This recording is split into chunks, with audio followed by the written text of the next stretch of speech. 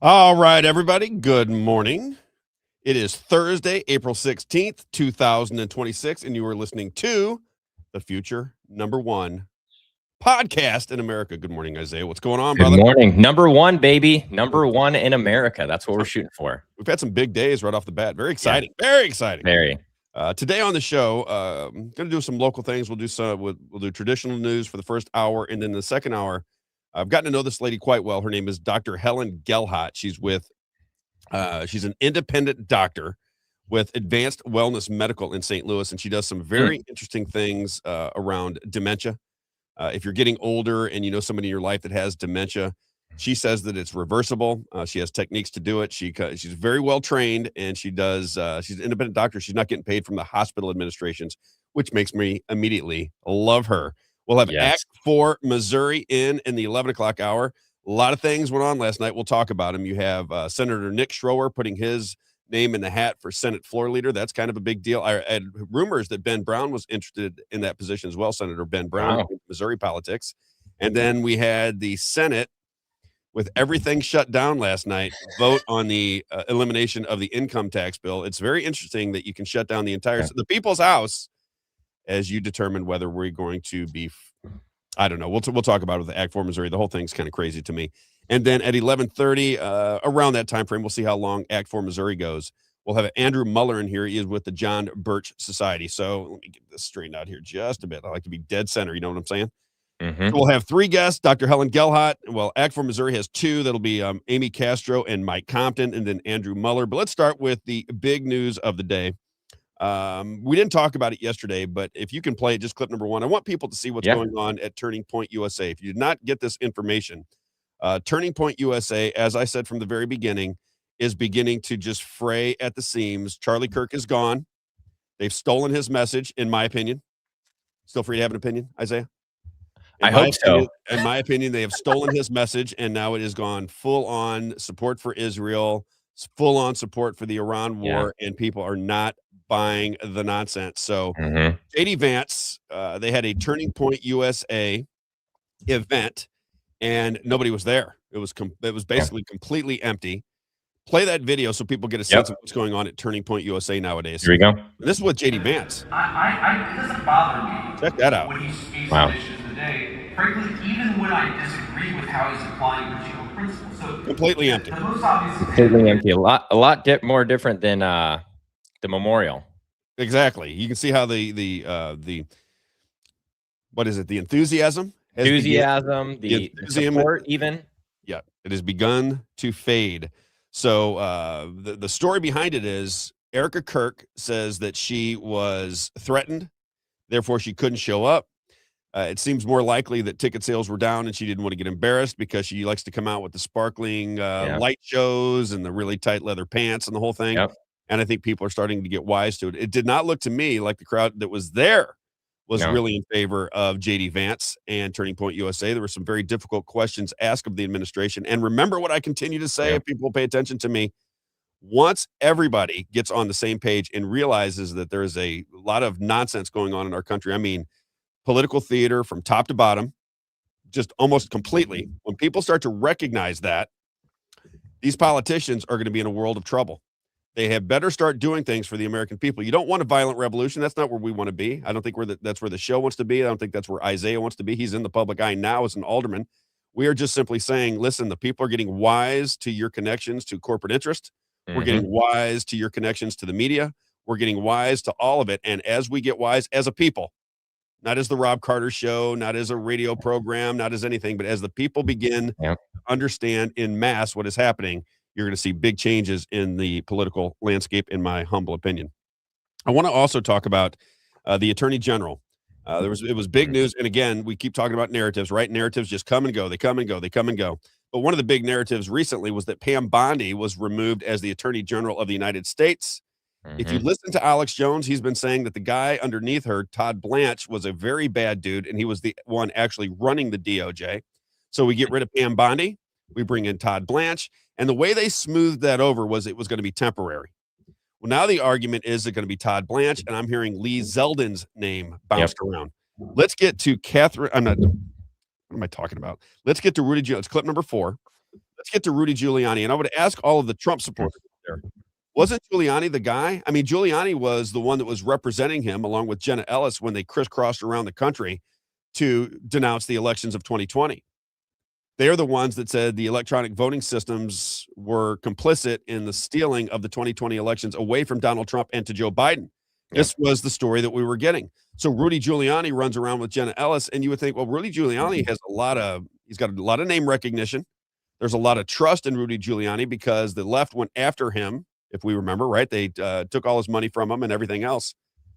He wants to be the Attorney General. He said, just give me a little bit. Just give me just a little bit of time, and I'll clean this baby up.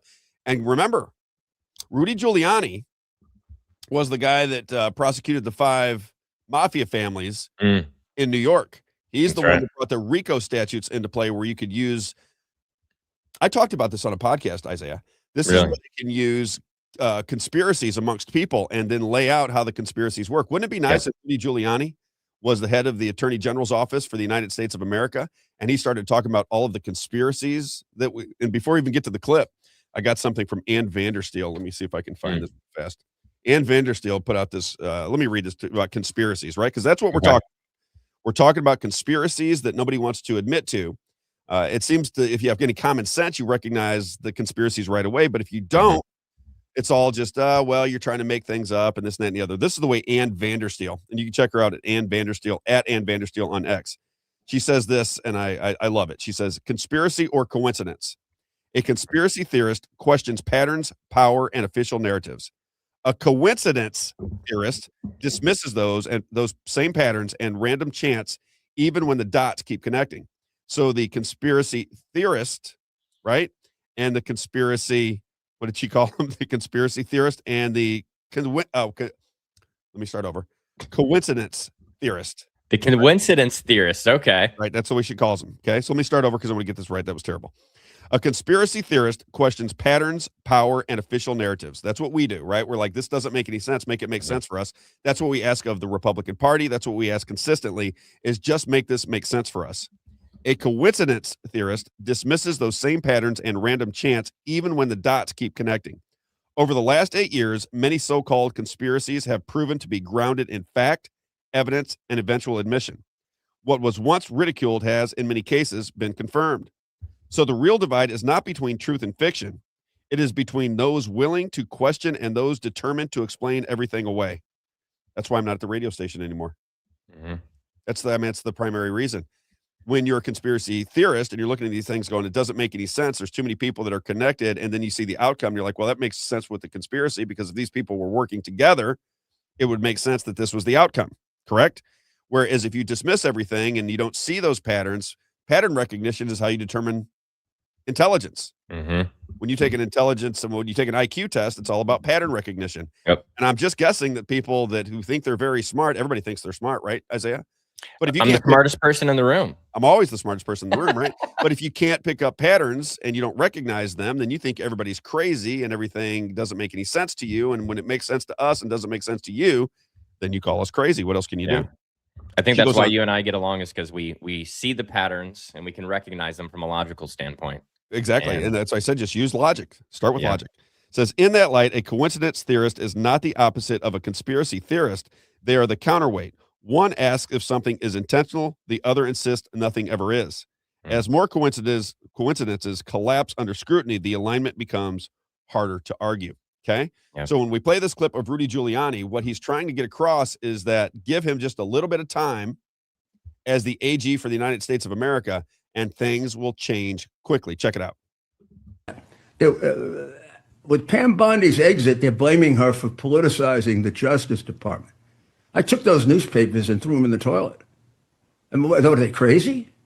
The Biden Justice Department wasn't politicized? When they broke into my apartment and law office, claiming they had probable cause that I committed a crime, and to this day won't give me the affidavit because they had to drop the case in 2 years, and embarrassingly had a right to the grand jury that they couldn't find any probable cause that I committed a crime. But they broke into my apartment, and they had to have sworn that they had probable cause. And now they won't show me. Even this Justice Department won't show it to me. This is why people are mad. I can't get it out of this Justice Department. What are they? I mean, it's none of them. I mean, as a lawyer, it confounds me that you particularly break into my law office, which is sacrilegious as a legal matter. I never did it in 17 years in the Justice Department, and I prosecuted some of the worst criminals in the history of America, and I never broke into a law office. I wouldn't do it. I mean, the attorney-client privilege is more important than the worst criminal in America. If you don't understand that, you shouldn't be a lawyer. I mean, a lot of people are lawyers that shouldn't be. I'm someone that should be a lawyer, and I was thrown out for reasons that are un-American and reasons that really have to do with the fact that we went through 5 years of the dark ages, the worst period of time for American justice. And this president has straightened it out. But it hasn't been straightened out, so it's going to live for another 20 years. And nobody knows what weaponization is like you do, which is why I personally think, if I could pick an attorney general, you would be perfect, Mr. Mayor. And I'm not just saying that because I've known you for the past 5 years. And I could say from my experience knowing you during the whole exile of Trump, during the whole 4 years when we were all basically canceled in New York, is that there's nobody that has more of a backbone than you.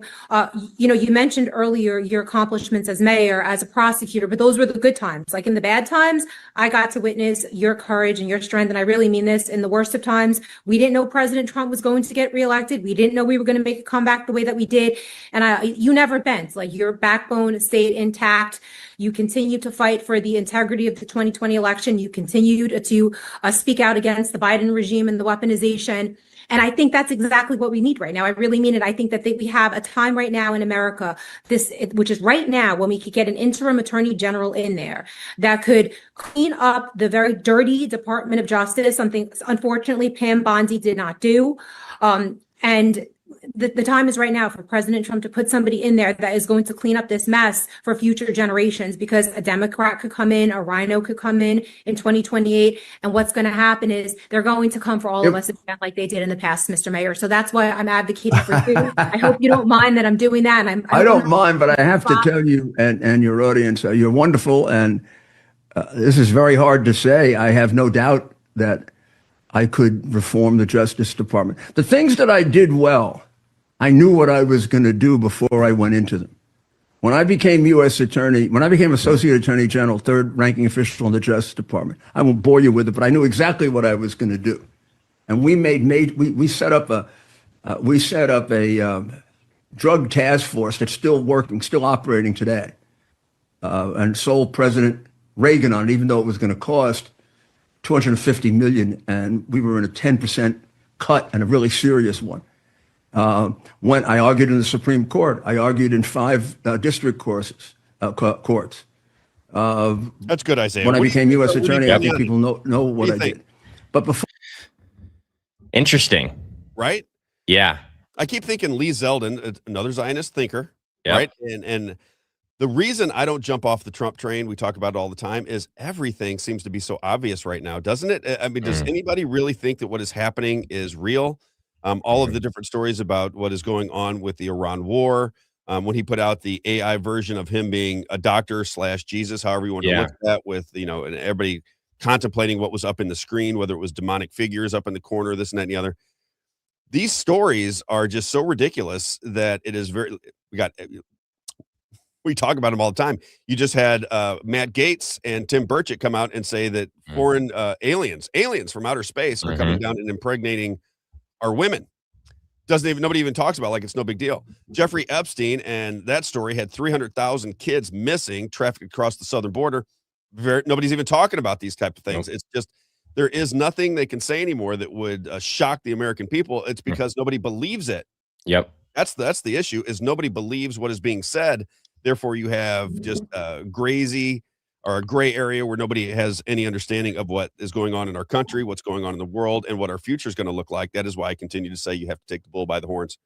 Right? Me and my buddies call ourselves conspiracy realists, because when there's a theory that is labeled as a conspiracy, we say, oh, okay, let's see how it plays out. And more times than not, it's actually true. And so that's, I've been following the Epstein files for a long time, since the first flight logs were dropped, and I was reading the flight logs myself and going through, and it's just so interesting to remember back to that time, how everyone was denying any association, never been on the flight, never been to his island, and then now all these people, oh yeah, I just went to the island, oh, I was just on a flight with him, and so that's one of the conspiracies that still plays in my mind, is I've just followed it for so long, to see now these people that denied it for so long come out and saying, oh yeah, it's true, I went to the island. Or there's a flight, for example, with Chris Rock and all these people. They're like, oh, well, we were going because of it. It was, supporting the AIDS Foundation and stuff, and, giving all these different reasons. And so that was one of the biggest conspiracy theories that are,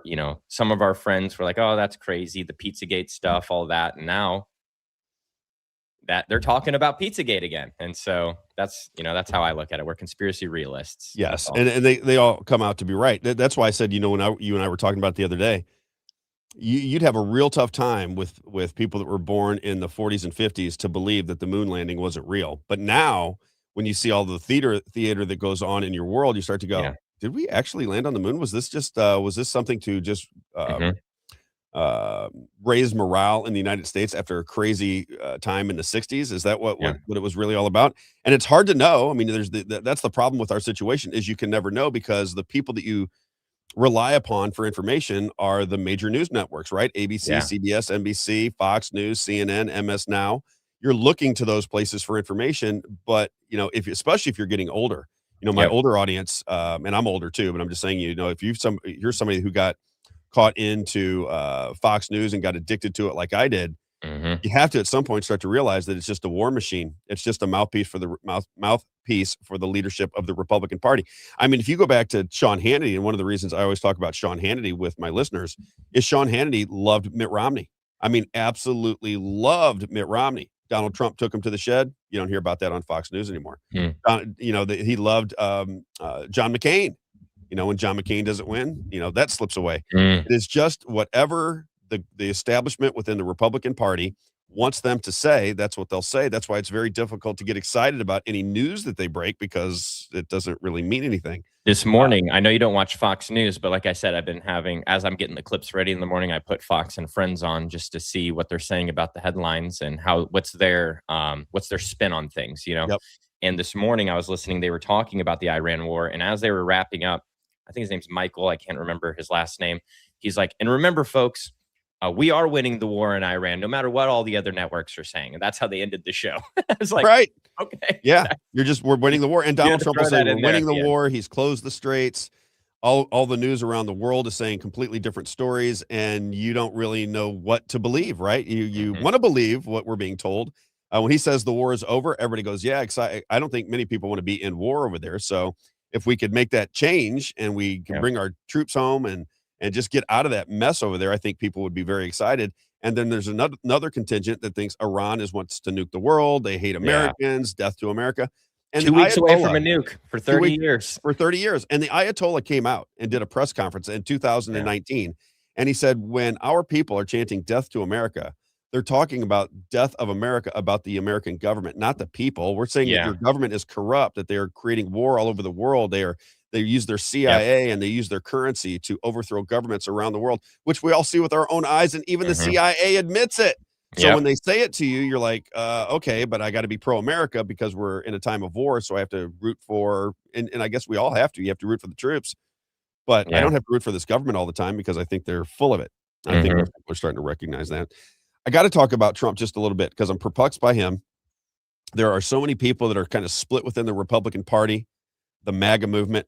Do you still love Trump? Is he starting to wear on you just a little bit? Are you believing what he says? Is he playing some kind of cloak and dagger 5D chess situation, or is he just captured by the Zionist leadership? Because it does feel that everybody around Donald Trump is a Zionist. All of the people in his inner circle, Jared Kushner, Steve Witkoff, Lutnick, Zeldin, Marco Rubio, Huckabee, all of them. I mean, they all come from a political agenda, which is a religious agenda, which is Zionism.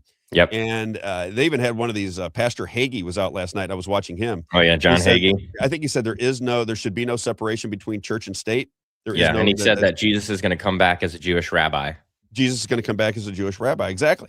So, these are the people that are in the inner circle. And I believe with all of my heart, whether Donald Trump is doing this because he's captured, if he's doing it because he's playing 5D chess, ultimately the goal remains the same. And ultimately the outcome remains the same. And this is why I still have hope for Donald Trump and I pray for him on a continual basis. Everything's being exposed. When he stood before the people in January of 2017 and said, these people behind me, and it was Barack Obama and it was the Clinton family, and he said, they have been ripping you off for far too long. They've enriched themselves at your expense. We are finally returning the American government back to you, the American people. Well, if you're in a position where your family is threatened, where they can destroy you because they can destroy you if they want to, and you're exposing all of it because you're going to say, okay, I'm going to let you guys control me, and I'm going to let everybody see that I'm being controlled. I'm going to let everybody see what's going on, and then I'll just tell the American people, if you want to do something about it, you're watching what's happening. I've told you that the news is fake. I've told you the elections were stolen. I've explained to you how the borders were wide open, and I've used my proxies like a Nick Shirley who came to the White House right before he went to Minnesota, right? We're showing you how the grift is going on. We brought in Elon Musk to show you all of the malfeasance within the budget, right? He campaigned against the 702, right? The 702 FISA. Now he's pushing for it. It's like he's on the opposite end of every single thing that he advocated for. And if you're a Trump loyalist, you look at that and go, he's got to be doing that for a reason. There's no way he went through all of this.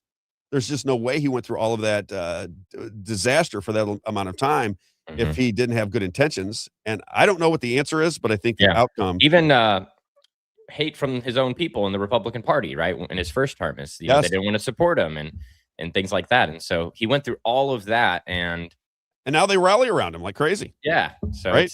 it's yeah, very, very interesting. Let's play just a couple things about that. I want to start with the religious version of it because I really want your opinion on Trump on this particular clip. This is Paula White's clip number 7. Now, listen, I have to be very honest about the way I see religion. I'm very skeptical of organized religion. I always have been. Nothing changes. I love Jesus.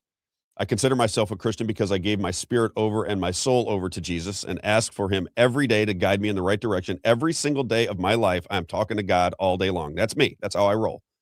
I don't know that I need somebody between me and God. I know Catholics. We're going to have Dr. Helen Gellhardt on. She's a Catholic. I don't know that I need somebody to get between me and Jesus, but that is the way I roll. I get down on my knees. I ask for God to put me in the right direction. I ask him to keep me in the right space, right? So that I don't start thinking that I'm anything special or that I can control my own destiny. I recognize that it's up to God.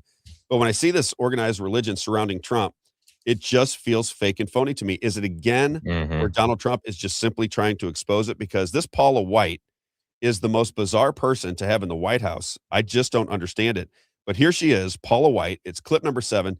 Does this go down at a lot of churches around the country? And do people buy into this? Or is this something that I just don't understand? Is it something that religious people would say, Rob, you're not deep enough into the Christian faith? I'm up for any answers because I don't understand it. But check out this. This is Paula White at her ministry, clip number 7.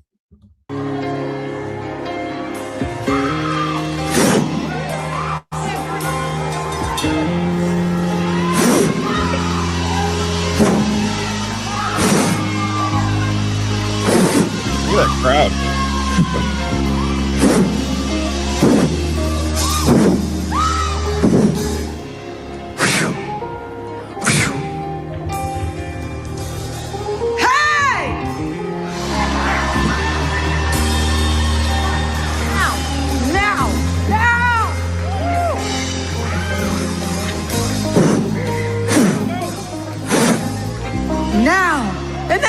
Jesus.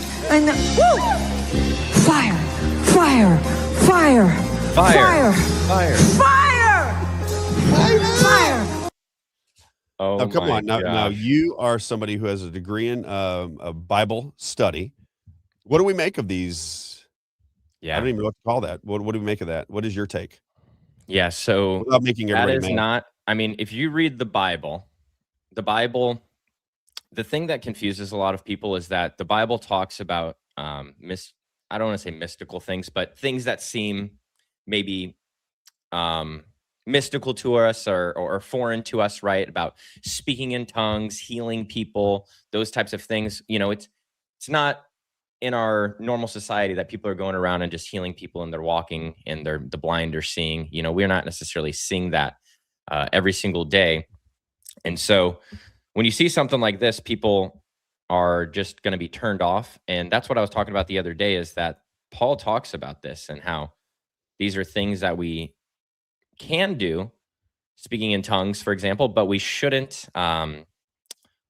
do it to the public, because that will turn people away. It'll turn them off because they're going to think you're weird. And so that's how I feel about this whole you know, what she's doing there. If you don't understand it, she's saying that she's filling people with the Holy Spirit. She's you know, healing them, maybe things like that. And this happens across the world, not just in America, but Africa, South America, India. It's a worldwide phenomena. And these pastors, and there's so many stories that you can look into, but these pastors and you know, they call themselves apostles sometimes, they really prey on the most vulnerable people who feel like they have no hope left, or maybe they've done everything they can and this is their last ditch effort, basically. And so that's just as I react to this and as I'm digesting this, those are the things that I think about. And then going back to what you were saying about we don't need an intermediary. It's the same for this situation. We don't need an intermediary to heal us. Jesus can heal us. He is the great physician, right? Yes. We don't need someone else to fill us with the Holy Spirit. It says that when you receive Jesus, you're filled with the Holy Spirit. And so I think that's also maybe a misconception, or just maybe people just don't know those things, and they're being told from these people who they think are wise leaders, and that's the issue. And That's going why- back to the Catholic thing, Go ahead. just to read a verse here that I want to put out to you is that in Hebrews 4 it says that since then we have a great high priest who has passed through the heaven, Jesus, the Son of God. Let us hold fast to our confession, for we do not have a high priest who is unable to sympathize with our weaknesses, but one who in every respect has been tempted as we are, yet without sin. Let us then with confidence draw near to the throne of grace, that we may receive mercy and find grace to help in time of need. And so right there in Hebrews, it tells us that he is the great high priest. And in Judaism, the high priest was the person that interceded for the people. He did the sacrifices. He went into the Holy of Holies. And when Jesus was on the cross and he died, the veil in the Holy of Holies split in two, because the Spirit of God is now available to all people. And we don't need someone to be an intermediary. That's what the Bible teaches us. And so that's my issue with the Catholic Church, is that we need to have this kind of go-between between God and man. That's not what I see in the scriptures. That is a invention of man in the Catholic Church. And so I always like to just, what does the scripture say? What does the Bible say? And that's kind of how I come up with these views. Gotcha. That's my preaching moment for today. That's one of the reasons I love having you on the show, is I'm very interested in organized religion. I know that I see how people responded to me when I was on the radio station. A lot of Christians listen to the radio station. A lot of people would have differing opinions, and when we get into a conversation about religion, you could see that if somebody believed something different, they were attacking this religious view. Yep. That religious view was being attacked by another religious view, and I thought, well, if religion can be manipulated for power, then why would it be different than politicians or business or corporate leaders? You manipulate people for power. And I would think that, you just have to trust, right? You trust your pastor or you trust your priest, and it just goes from there. But these people surrounding Donald Trump are loathsome to me. If you have a sense, of things, and I could be wrong, I'm just telling you my sense, is that is so fake and phony and so designed to raise money that it's hard for me to even understand how somebody would see it different. I mean, I know they do, and smart people see it different, but I think that maybe you just need to go to a Paula White event and stand there and see if you get hit with the Holy Spirit, when she comes by. Yeah, maybe we'll try that. Now, the reason I'm bringing up the religious part is because I've got you this morning, and I wanted you to talk about just a little bit of the religious stuff. Now, Tucker Carlson just came out recently, and Tucker Carlson is making the case that Donald Trump could potentially be the Antichrist, that he has all the correct characteristics of the Antichrist. And I have friends of mine who've been telling me that from day one. They were mad at me for even supporting Donald Trump. I told you my best friend in the whole world basically turned on me and acted like I was just this horrible person when we were friends for 20 years. I got him both of his jobs, right? So I was in a position to hire people. Both times he got hired, it was because of me.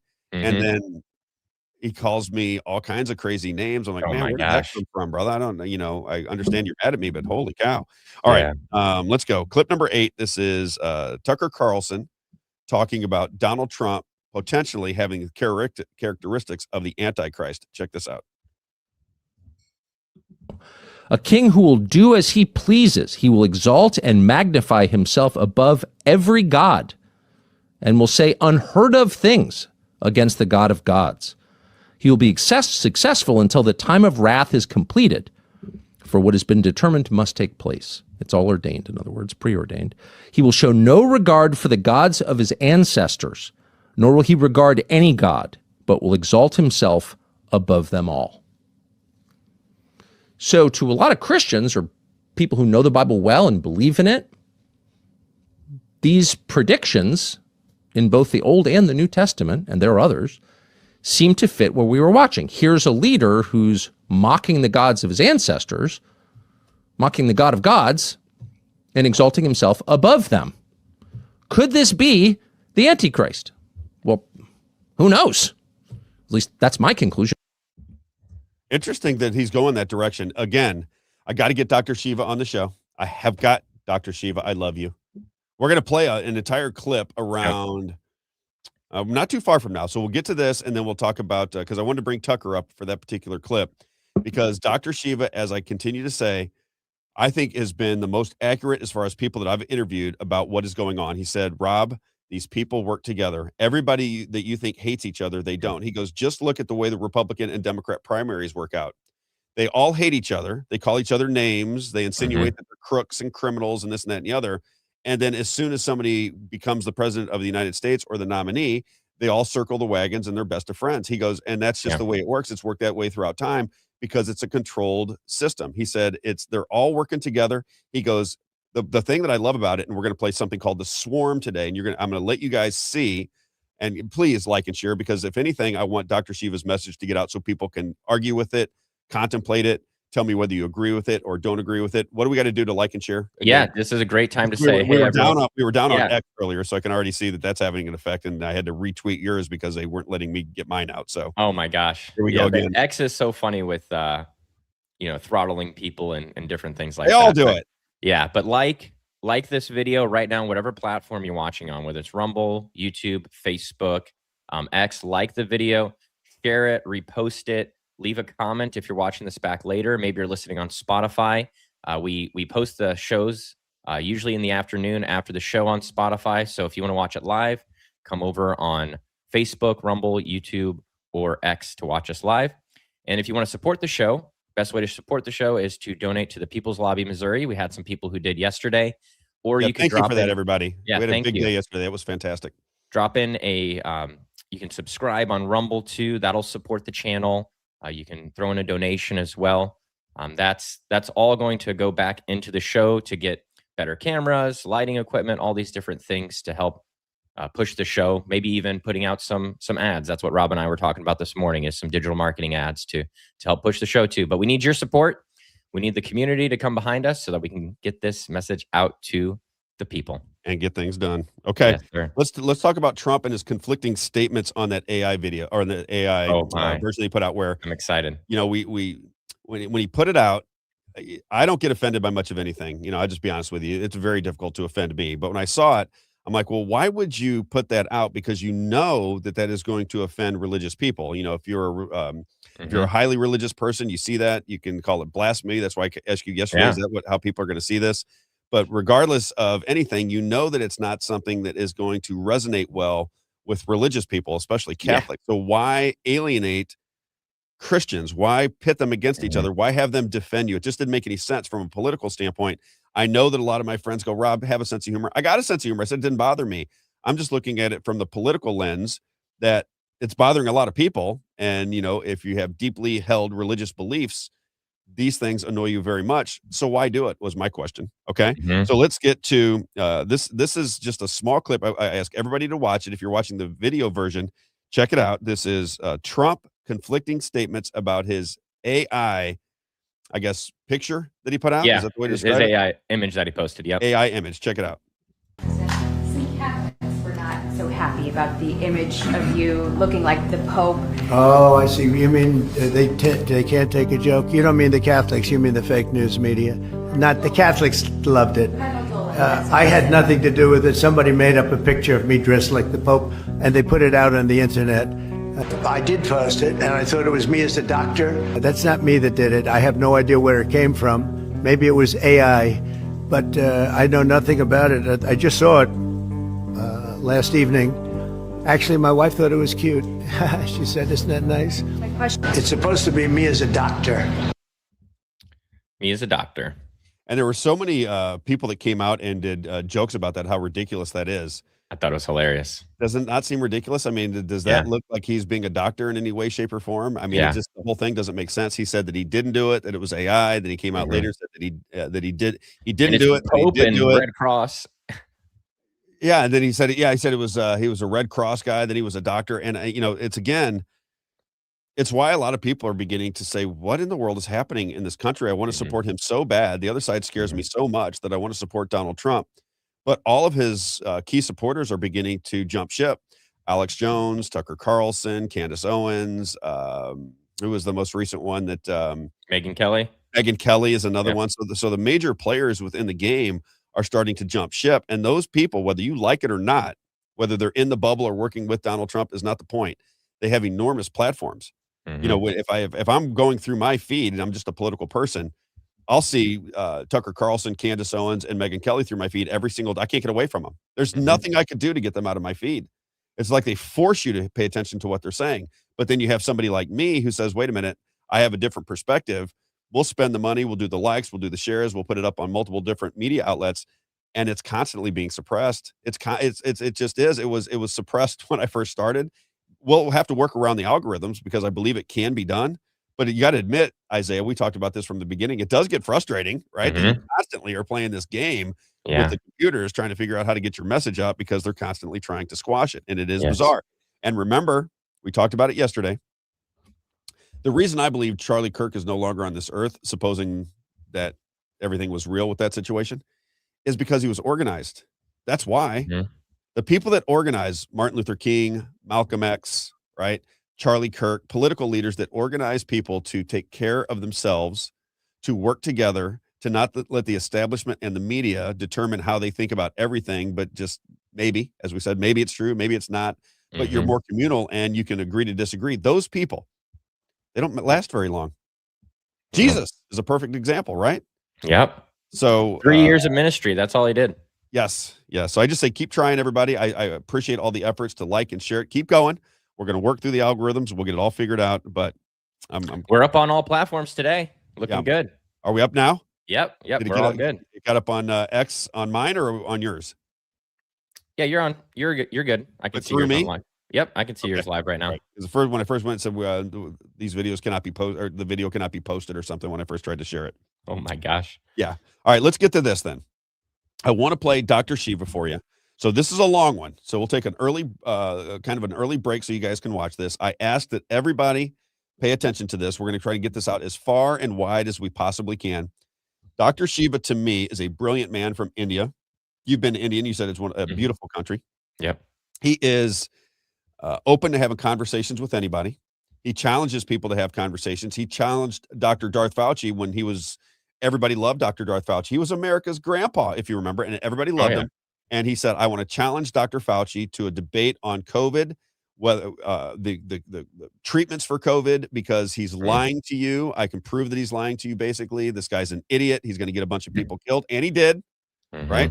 And then he got a Medal of Commendation. We all remember that. But if you pay attention to this, for me, it is something that I go back and I try to watch every couple of months just to remind me of how the system works. I think it's brilliant. He does it on a whiteboard. Ladies and gentlemen, Dr. Shiva on what he calls the swarm. And this is how the world works. He puts out just fascinating videos. Get your popcorn out and watch Dr. Shiva explain how the swarm controls society. Dr. Shiva, go. Everyone, it's Dr. Shiva Ayyadurai. How a very small set of people control 8 billion people. This is what I call the elite. Let's say there's about 10,000 of them. How is it these people are able to manipulate the 8 billion people here? If you talk to a lot of naive people, they think, oh, it's the Rothschilds over here, or it's the aliens. They don't understand. It's not any one individual. It's not any one organization. There's something called swarm intelligence. If you watch all those birds flying together, not any one of them is in control. They move together as a unit. They're closely knit. They're quote unquote telepathic, but they move with a singular goal. The goal of the elites here is power, profit, and control. This is the goal. So if we look at it from a control system, what are the inputs they're sending into this system to achieve their goals? And what is the output that they seek? So if you're an elite over here and you're looking at those 8 billion people, how do you know you're achieving your goal? Are people getting fat, meaning unhealthy? Are people getting dumb, which means ignorant? Are people happy, which means are they being entertained? Are people divided? Are they isolated, disconnected? They don't want people here connecting with each other. Are people feeling helpless? Are people looking to the elites to save them? And they like that. They like when people here are looking to them, the enemy here, for their saviors. They really love that. They want people to be disorganized, and they definitely want people to be helpless. This is what they want. If you do not want to unite among people here and find who your own leaders are from below, they are quite happy. They're achieving their goal. power, profit, and control. Now, how do they do this? You're going to realize it's not any one group. It's an interconnected, tightly knit group. They're all closely interconnected. In fact, they all go to the same restaurants. They have all their kids going to the same equestrian shows. They all shop at the same place. They all go to the same parties. You're not part of that. So who are these people? And what are the institutions of power that they have? Well, first of all, they have academia. Harvard, Oxford, Yale, MIT, IIT in India, the top 100 university presidents. These people are on boards of companies, but it's about 100 people who run the major universities in the world. NGOs, or nonprofits. These are people who run these huge nonprofit organizations like the Clinton Global Initiative, WEF, World Economic Forum, Center for Foreign Relations. And there's many other institutions like these, but it's the CEOs of these institutions. And these guys know each other. They definitely work together. The next thing you have is you have government, US senators, prime ministers of countries, advisors to government, think tanks, the Belfer School at Harvard, the Stanford Internet Observatory. They created the censorship infrastructure. This includes CIA, right? Intelligence organizations. And again, all these people know each other. They're interconnected. They're a swarm. They're tightly knit. They're not divided like these people over here. They're not disconnected. They're highly interconnected. So these people are focused on power. But then you also have a whole nother people, the CEOs of the global 2000 companies, other big organizations like big pharma companies, Pfizer, big agriculture companies like Syngenta, big investment companies, JP Morgan. You put Deutsche Bank here. You put Epstein down here. Okay, he was involved in all this. You also have the Fed, the central banks. All these people party together. When I say party together, I mean literally they party together, guys. Absolute close-knit friends. And in fact, the CEO of a global 2000 company will easily move to one of the investment companies down here. If you look at Target, big companies like Anheuser-Busch and Exxon, you'll find that at one point they were in one of these investment companies, and these investment companies sit on the board of these companies, and they shuffle back and forth. So this is all about making money, right? These people are about making the dollar. These people are all about power. This is profit. And then fundamentally, you have control. Hollywood over here. This includes celebrities. You have their agents, Hollywood agents, like Ari Emanuel, as I've talked about, who's a guy who controls most of Hollywood. He controls Worldwide Wrestling Federation, the MMA, etc. The media companies. This includes Disney, Viacom. This includes now Facebook, Twitter, YouTube. These are large media companies. Google, you can put in there also. You also have big news stations, CNN, Fox. And combined with this, now we have another group, social media influencers. This is like Joe Rogan, Tucker Carlson, these characters who have come in, but they do not exist without support from these guys. If you notice, overnight, a bunch of social media influencers have come out of nowhere. And these people are created by these people. So when you look at this, the academics, the NGOs, the government, the think tanks, the investment companies, the Fed, the big pharma, the CEOs, the Hollywood celebrities, media, social media influencers, and the news companies, and you can even take the top 10 of each one of these, they all know each other, everyone. And in order to manipulate these people, they need front men to manipulate these people with policies. Because what comes out are policies. These are the inputs they put into the system, propaganda. They feed these people purposely, people who they tell them are going to save them, like the Elon Musks or Trump or the Kennedys. Now, who are the people part of the swarm that does that? They have the obvious establishment. And these people are like the Clintons or the McConnells or the Obamas or the Bushes or the Queen of England. Typically people say, oh yeah, those guys are part of the establishment. But one of the things we teach at Truth Freedom Health, the most insidious people are what I call the not so obvious establishment. These are the people that are created to make sure that the 8 billion people look to the elites to save them. Trump, he's got a golden toilet. Mar-a-Lago, Kennedy's, completely bogus family. You can look at historically people like Gandhi or people like MLK. These people all came and were endorsed by the swarm. These people do not exist. They live in Malibu. They live in the places of the elites. And these people are the ones that are used to send the inputs of this controller. In system science, these are the controllers. These are the people controlling the inputs that go in. And remember, their goal is to make sure people are in the state of division, disconnection, and helplessness, particularly. They're observing all this. They have their sensors. And one of the features that they notice is that as long long as people are in dysfunction and diseased mentally, physically, emotionally, they're happy. Well, what are those diseases these days? We see obesity. We see endocrine disruption, men with low testosterone and people questioning their sexuality. We also see people with cancer. The world's population's life expectancy is going down. The United States is going this way, and this from 1980 to 2020. They like this. This is life expectancy. In fact, when they see dysfunction, you know what they do? They put another input in, which is normalize the dysfunction. Eat sugars and high fructose food. Well, over here, people have been literally getting fat. It's led to obesity. Or they've been putting in foods that are affecting people's gut microbiome. This is what I call from policy to biology. People are getting worse and worse. They're actually making more money because the obesity now creates obesity drugs. The endocrine disruptors, let's talk about this. This will really explain what's going on with Bud Light. About 20 years ago, there was research done at the universities that clearly showed the use of restricted use pesticides like atrazine and other chemicals in the atmosphere actually cause endocrine disruption, which could reduce male testosterone, which could also affect mammals where the sex organs can change. And this was done by the work of Tyrone Hayes. So if you're over here at a university and you find out one of your researchers discovered that, and you are playing golf with people over here at Syngenta is the one who produced atrazine, they're going to say, hey man, we don't want this research coming out, because you have to understand something. The investment community here is investing in all of these companies. So if you're one of these large investment companies, you're moving trillions of dollars. $600 trillion, by the way, move through the economy every day. You as one of the elites managers of money, you're moving all this money. You know all of these people. You know the CEO of Target, you know the CEO of Anheuser-Busch, you know the CEO of Pfizer and Syngenta. And imagine that you see, wow, the stuff that we've been creating is causing sexual disruption changes. You're seeing a phenomenon where more and more people are questioning their sexuality. And what you want to do is you want to make sure that the general public doesn't understand this, because if they did, they would awaken to something that's going on from the decisions you made. So you call up your friend, Bud Light, he goes, hey, look, let's run a campaign. Let's normalize trans. Let's exploit a willing person to be exploited like this Dylan Mulvaney. Let's put them on as a poster boy for Bud Light, and let's push them out there because we want the attention to normalize a dysfunction, because the goal is to make sure they don't lose their trillions over in Syngenta. They're willing to take $1 billion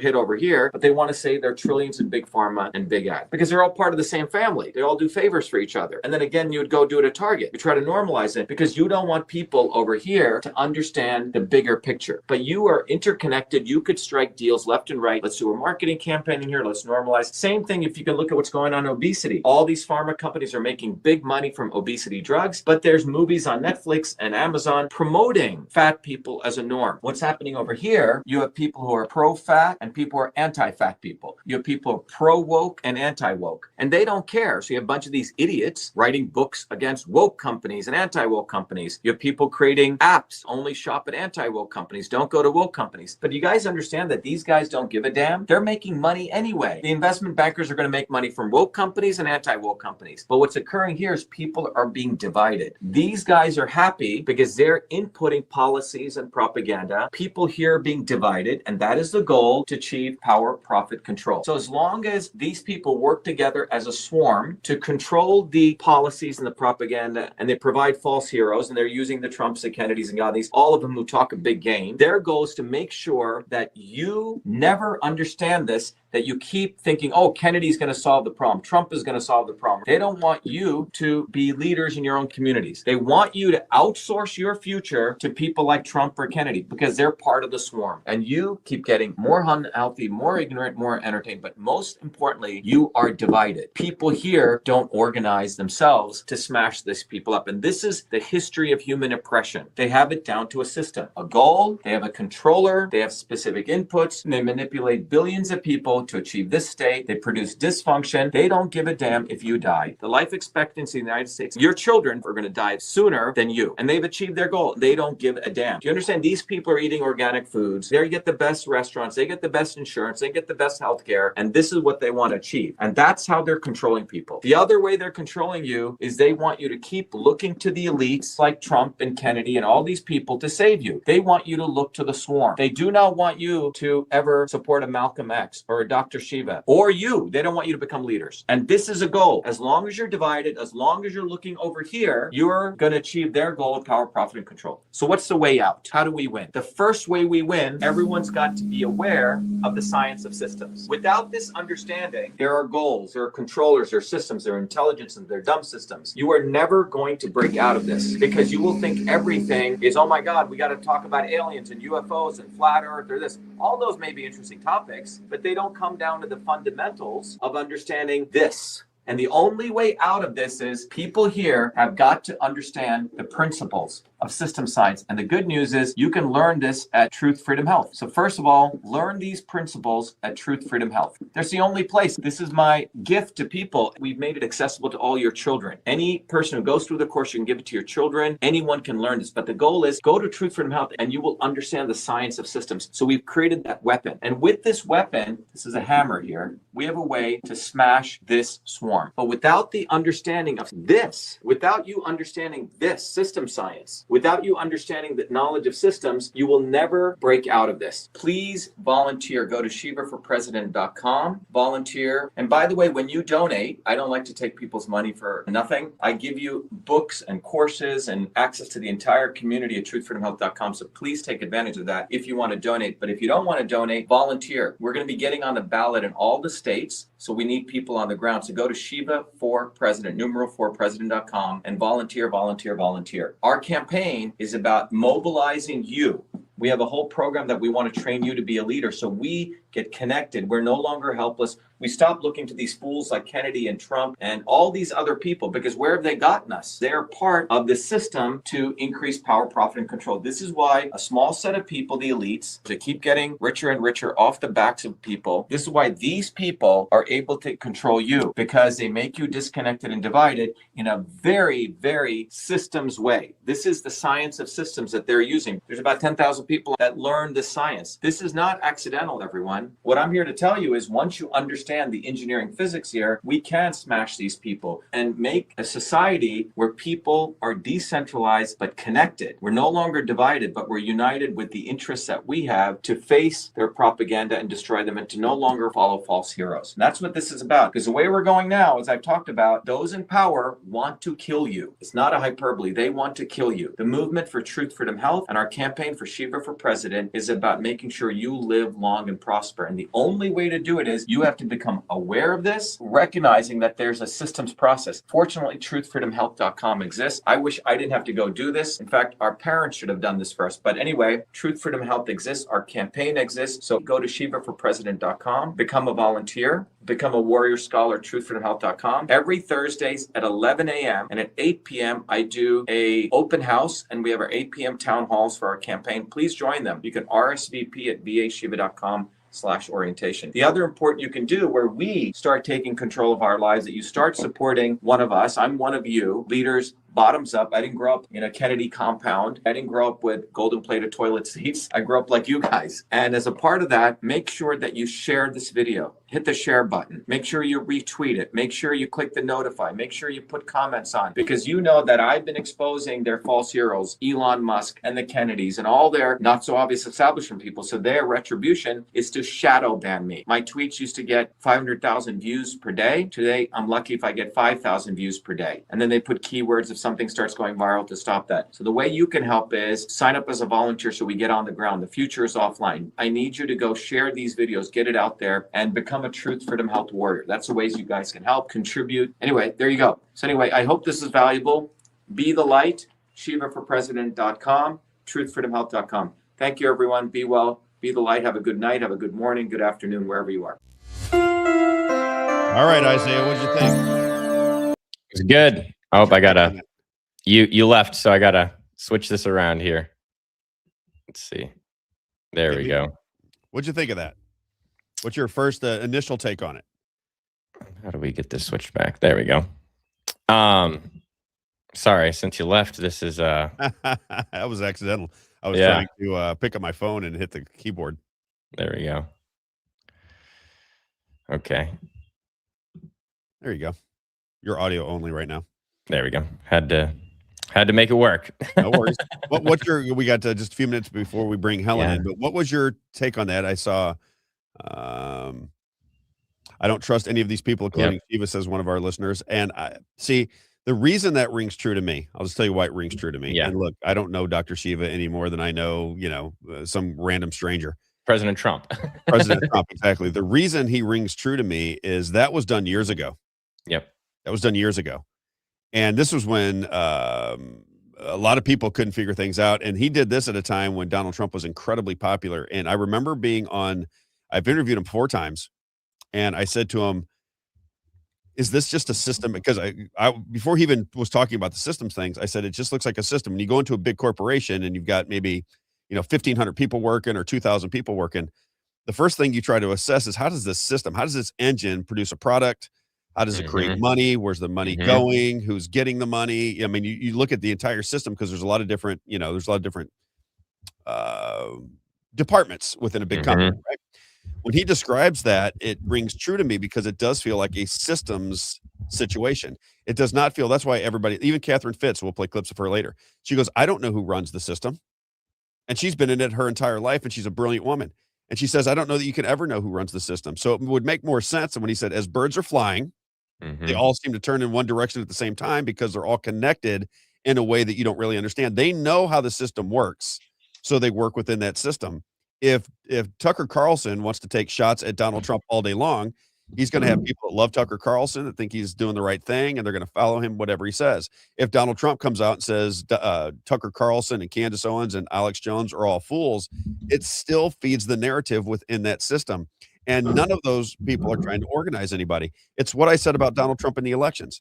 If Donald Trump thinks the elections were stolen from him in 2020, that would say that your democracy and your republic have been stolen from you. Is that correct, Isaiah? Do I have that right? If your elections are stolen, which he said they were, I went there on January 6th. I watched the speeches. I paid attention to the whole thing.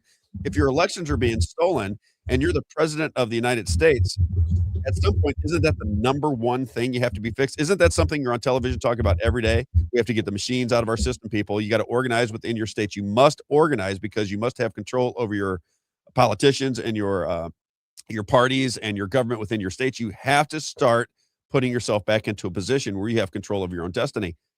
Not really happening, right? So it makes me nervous, right? It makes me nervous when you're saying, listen, everything is up to me. I'm going to make the decisions for you. If we go to war, it's because I've decided we're going to go to war. You don't have any say so through your elected representatives in the House, right?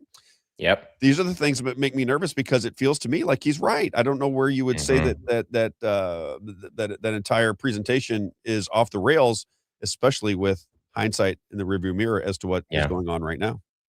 I've got some people in the chat here. Jeff is saying Shiva comes from MIT. No, I'm not sure about MIT, that. That's very 4 degrees from MIT.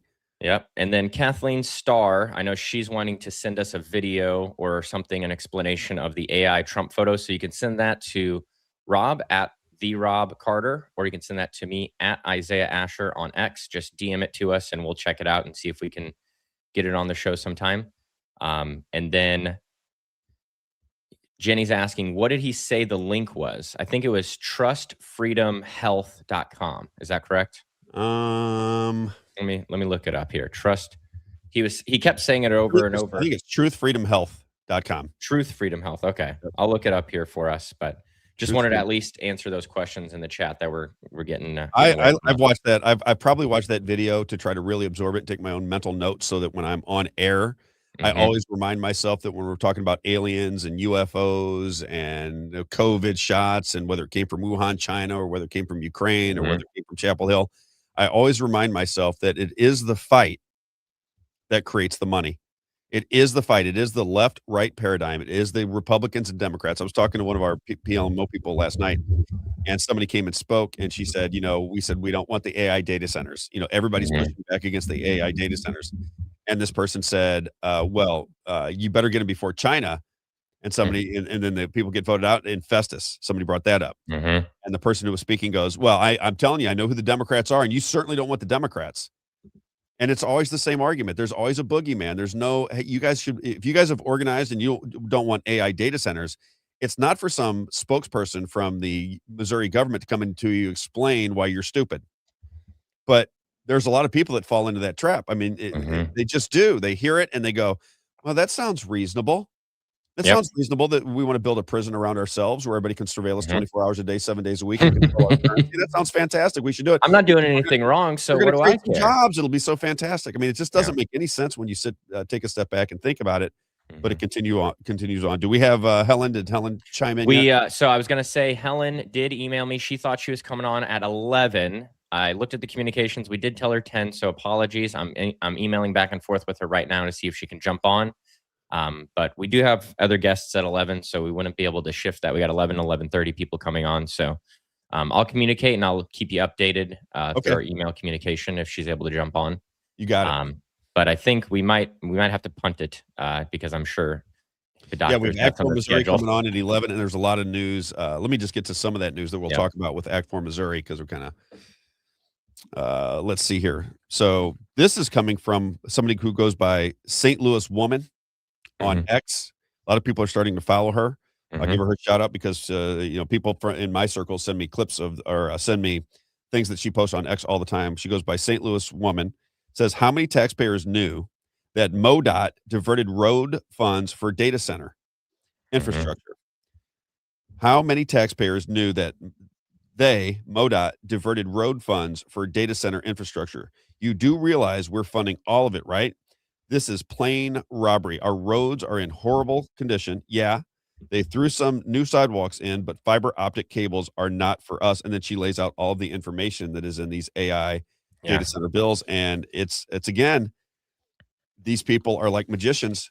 Yeah, she does a great job of researching and laying out all the evidence on. Whatever you think is good is going to happen. It seems that it's not what they sell us. This is from Scott Fawn. Now, Scott Fawn is an interesting character. I don't know how many people know who Scott Fawn is or follow Scott Fawn, but I believe he just bought into some newspapers. He goes back to the Greitens days. I was told, and I believe it to be true, that he is the one that basically was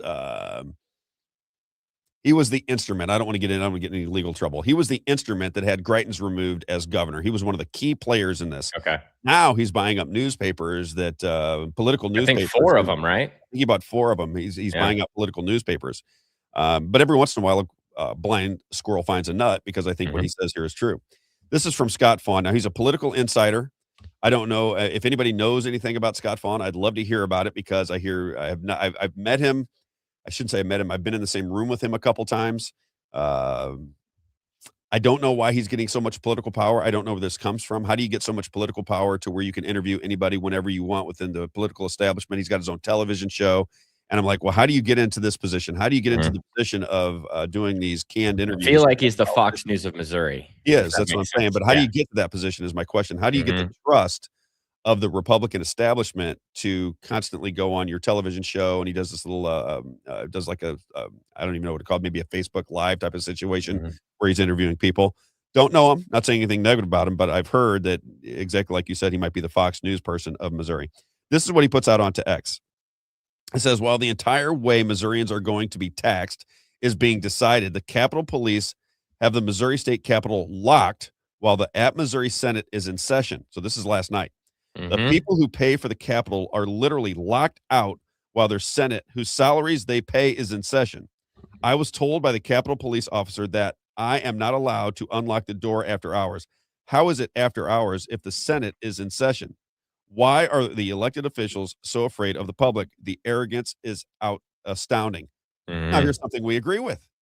So if you don't know, last night they were voting on whether they would have the Missouri government would have the authority to determine tax policy. What you're giving them is a window to do what they want with your taxes, because as I understand it, sales taxes and usage taxes, there's constitutional laws that protect us against the raising of all of these different usage taxes.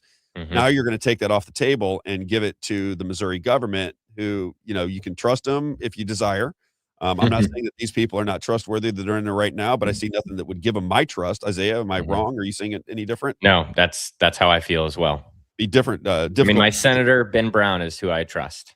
You like Ben Brown? Yeah, I do like Ben Brown. And so I like Ben Brown. We'll see how things continue to play out, because like we've talked about in the past, Rob, once people get in there, somehow, things start happening and the claims they made or the plans they had don't really come to fruition, and they start aligning more. And I hope he doesn't do that. But that just seems to what happens with anyone who gets in there. I'll remind everybody in St. Louis and Missouri politics, St. Charles, Kansas City, wherever you're going to join in from. I want to remind everybody, if you don't, that's why I like Dr. Shiva, if you don't change the system, I promise you, with all of my heart, everything within my being, nothing is going to change for the good. Nothing is going to change for the good unless you address the system itself. If you are focused on the players, if you're focused on the players that are on the Titanic as that thing begins to sink, it's going to be more of the same. It's going to be spinning your wheels. You're going to be in the hamster wheel from now until forever, because the system is what produces the outcome, not the players. If you can pick the Senate or pick the Speaker of the House and the Senate floor leader, right? If those two people are in alignment with big corporate money and big lobbyist money, then what you're going to get is the lobby money determining policy over the citizens who are being governed by those policies. That's simple enough. Very simple, I think. Yep. What do you think about the, you just mentioned the floor leader. What do you think about Nick Schroeder announcing his, I want to talk about that. Yeah. I want to talk about that with Act 4 Missouri. Okay.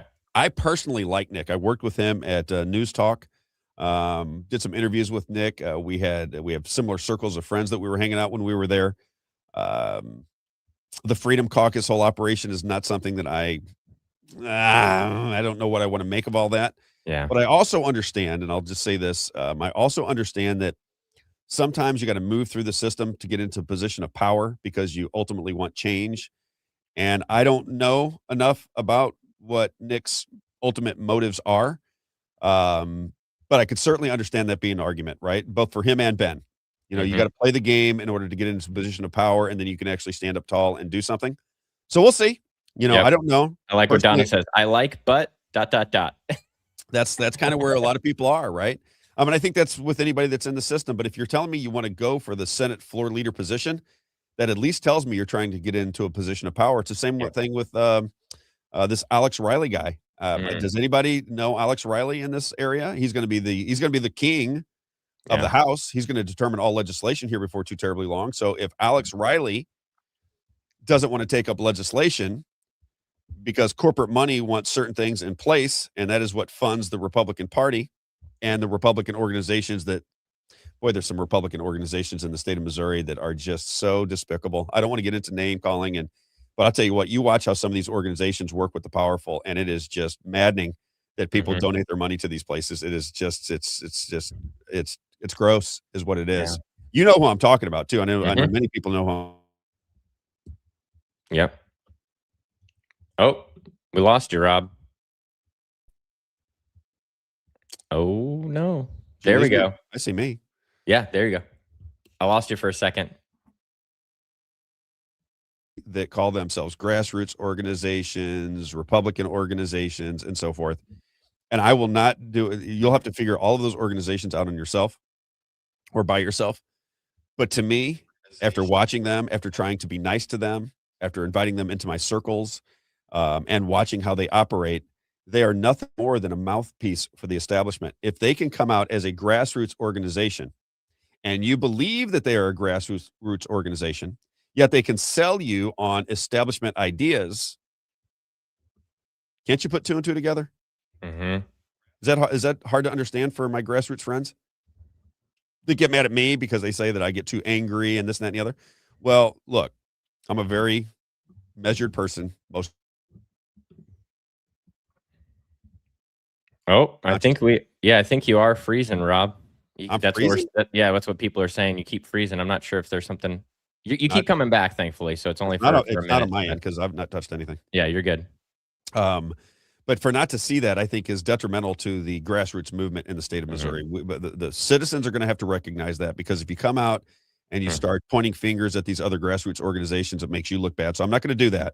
I'm just going to say be very careful of the people that want your money, who tell you they're going to affect change, if they're not talking about how the Speaker of the House is determined, right? Yeah. If they're not talking consistently about elections, if they're not talking about accountability for fraud, if they're not talking about those types of things, then in essence, what they are is an organization trying to take money out of your pocket for themselves as they play footsie with the establishment. That's the way I see it. Yep. Okay? Oh, we got Dr. Helen in here. Got Dr. Helen in. Bring in Awesome. Dr. Helen. Let's do it. There she is. Dr. Helen, can you hear us? We can't hear him. Oh, they can't. She can't hear us. I think she's in her office. So they got to get the mute off, most likely. Yeah. Let me tell you a little bit about Dr. Helen while they get their audio set up. So Dr. Helen Gelhart is with Advanced Wellness Medical. I've gotten to know her because she was an advertiser at the station that I was on, and she moves around in some of the same circles as I do when it comes to politics in the state of Missouri. And I got to know her. She is a devout Catholic. She wanted me to come and meet with some of their priests, their bishops, this kind of thing. And I got to know her a little bit, and she's so enthusiastic about some of her medical treatments that I just found it fascinating as it applies to dementia, cancer, being able to take tests to find out whether you're going to have a heart attack. And she's an independent doctor. I like anybody that gets away from the establishment and says, I'm going to do this by myself. So Dr. Helen Gelhart, MD, welcome to the show. She's muted right now. She's still muted. Still muted. It looks like our team's getting everything ready for her. Yes, they must have. She'll be on. She'll be on very shortly. Someone did ask me in the chat. They didn't hear my answer about Dr. Shiva. I think that basically what we're talking about. It's very interesting. Looks like you're still on mute, Helen. Dr. Helen. Yeah. There we go. We can't hear you. You can't hear me? You can't hear us for some reason. So. Oh no. Okay. Rob, we can't hear you. Okay. Okay. Let's figure this out. Let me talk to her. Yeah. Any idea why? No, it would be something on their end. Okay. Yeah. Nothing we can do, unfortunately. All right. We'll try to get that all hooked up. Oh, here we go. Got it. We get it? Rob? Can you hear me or no? I can hear you now. You can hear me now. Okay. We're off and running. Yeah, it's probably a lot of times it's mute on your end and we can't hear you. Really low, Rob. I sound low. You want to turn me up? That's probably your computer as well. All right, Helen, you ready? Can you hear me enough? Can you keep talking? Can you keep talking? Because the sound is so low. Okay. Just trying to get you guys all set up because I'm anxious to interview you because I think you're doing great things. And I think we promoted Helen earlier on Facebook because, I just lost a friend of mine who let me borrow her car. I think I've told people before when I came to St. Louis, I have to be able to get around and you have to have a car in one of the other places. Okay, so my next door neighbor, let me tell the story real fast. My next door neighbor decides she's going to let me borrow her car when I come to town. But she ultimately ended up having dementia. So she would come down to our home and we loved her. I mean, she's doing such a nice thing for us and she had dementia. So she seemed like she knew everything and she could talk for a story for 5 minutes. And then that same story would come out over and over and she would forget that she had told you. And I thought, what a strange place to be in your life because she's happy. She's at the time seemed very healthy, 85 years old. But the dementia made it so that she was, it was very hard to communicate with people unless they were patient with her. So Dr. Helen Gelhart, finally, now we'll welcome you to the show. How are you? Hi, Rob. Good morning. Thank Great you so to see much. you. But nice to see you. I have to say, you're in Florida, but I've got the sunglasses. You've got the sunglasses. So tell me about the sunglasses because people don't know your story unless they know you personally. Tell people about your story. So, as of late, I've been wearing these because they have a light sensitivity with an eye thing going on. So it started way back after my training, most of my formal training in medical school, and I lost my vision for 14 years, and was able to do some research and actually got it back for the last 20 years, and started my practice and just living life. But in the last year or so, I've had some more difficulty that we're just working through. So forgive the glasses. You got to tell me, though, just very quickly before we get into all of the things we want to talk about from a medical standpoint, what is it like to not have your eyesight for 20 years and then all of a sudden your eye starts, your sight starts to come back? What is that feeling like? That has to be just unbelievable. I can't even imagine what that would be like. Well, it was 14 years. It was a whole Oprah thing because, make, blind, see, that whole thing. But then it really was, I'll tell you honestly, you take in more information, you can listen, you can hear things you can't imagine. You know the old saying, just close your eyes and listen? You've heard that before. Yes. Mm-hmm. And to me, that's the biggest thing with patients. No one ever listens to them. First day of medical school, we learned that you can solve a problem and treat a patient more than adequately, more than anyone would ever guess, because the truth is, to come to an accurate diagnosis, the history that the patient will tell you and that you can discern from your physical exam, the history is this much of getting the diagnosis. And the labs are this much. And it pretty much, the labs verify what we know.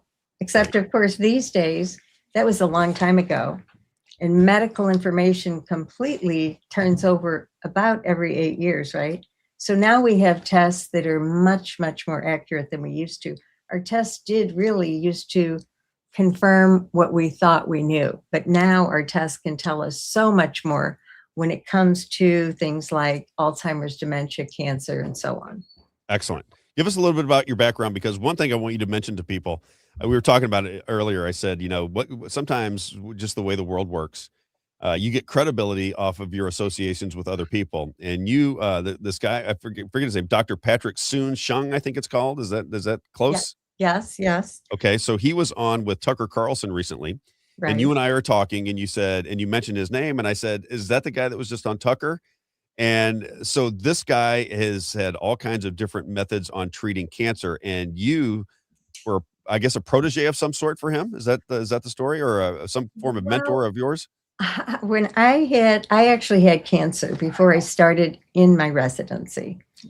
And so I did some research, because the drugs being given to me at our comprehensive cancer center were not affecting my particular tumor. So I researched, I found the drug I knew I needed, and Dr. Patrick Soon-Shiong had actually invented that drug. So I contacted him. I actually drove to the drug company. In New York? Unannounced. No, it was in a suburb outside Chicago. Put the family in the van, drove to the company unannounced, and got a meeting with him. I knew he'd want to meet with me. And I asked him for his drug, because I knew it was the drug I needed. And his drug was actually a derivative from the yew tree, a yew tree. So he was kind enough to give me that drug, brought it back to St. Louis, and then I found an oncologist to administer that drug. With that particular drug, I got a 100% complete pathological remission. Unbelievable. That's the C word. We don't often use the cure word, but yes, I did. So that was 22 years ago, just before I started my residency. So it's I've been on both sides of the bed rail and have gotten to learn a lot, praise God, to be able to help my patients better. Yeah. Healing yourself is a great thing. And a lot of people get into it when somebody gets ill. They always try to find every method they can, especially when you're desperate. If somebody has cancer or has something, and the ability, I think, to understand what drug you needed, and then have the gumption to go up and say, I got to get this drug from you. And that drug ends up curing you. It's an incredible story. I don't think many people could share that story, but I think it's fascinating. The next thing I wanted to ask you is, my wife is a nurse. We've talked about this a lot. I was not happy with what went down with COVID. My wife and I have had long conversations about how the hospitals work, and things that I like and things that I don't like. But you're an independent doctor. You're independent from the hospital administrations. Why did you choose to go that direction? Oh my, well, as soon as I finished my formal education, I did work for a short time for a few practices, and of course, urgent care and emergency room. But when I was with small medical practices, and even larger ones, I was told I needed to see at least 50 patients a day. And also was told that each patient could only have one question or one problem that I would deal with. So it just felt like A higher form of prostitution. I won't say that. I'll just say I could I'll not. say it. I'll just say I couldn't do it. I couldn't do it for a paycheck. But Right. I was in that system long enough to know, and also being an old nurse, I had an idea of how medicine needed to be practiced. And that's what I left to do right away. As soon as I could, I came and hung my own shingle. And you like it better, I would assume. Oh, I love it.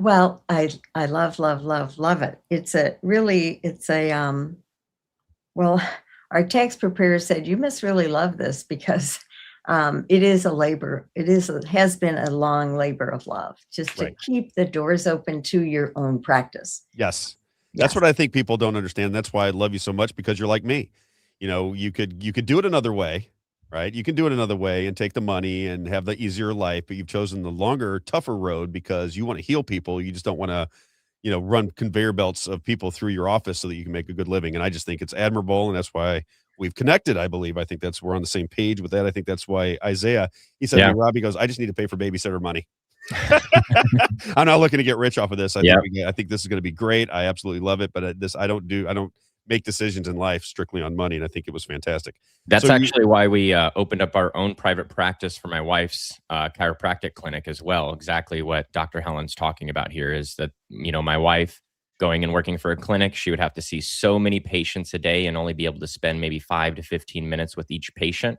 And instead, by opening up our own clinic, she typically, allots 30 minutes at least for a follow-up visit with someone so that they can go through questions and actually help solve the problems. And that's been the biggest key to our success with our clinic, is actually working with people to help them out with the issues that they have. And so that resonates with me a lot, Dr. Helen, because my wife's a doctor of chiropractic herself. I love it. We got some good people in front of us today. I like that.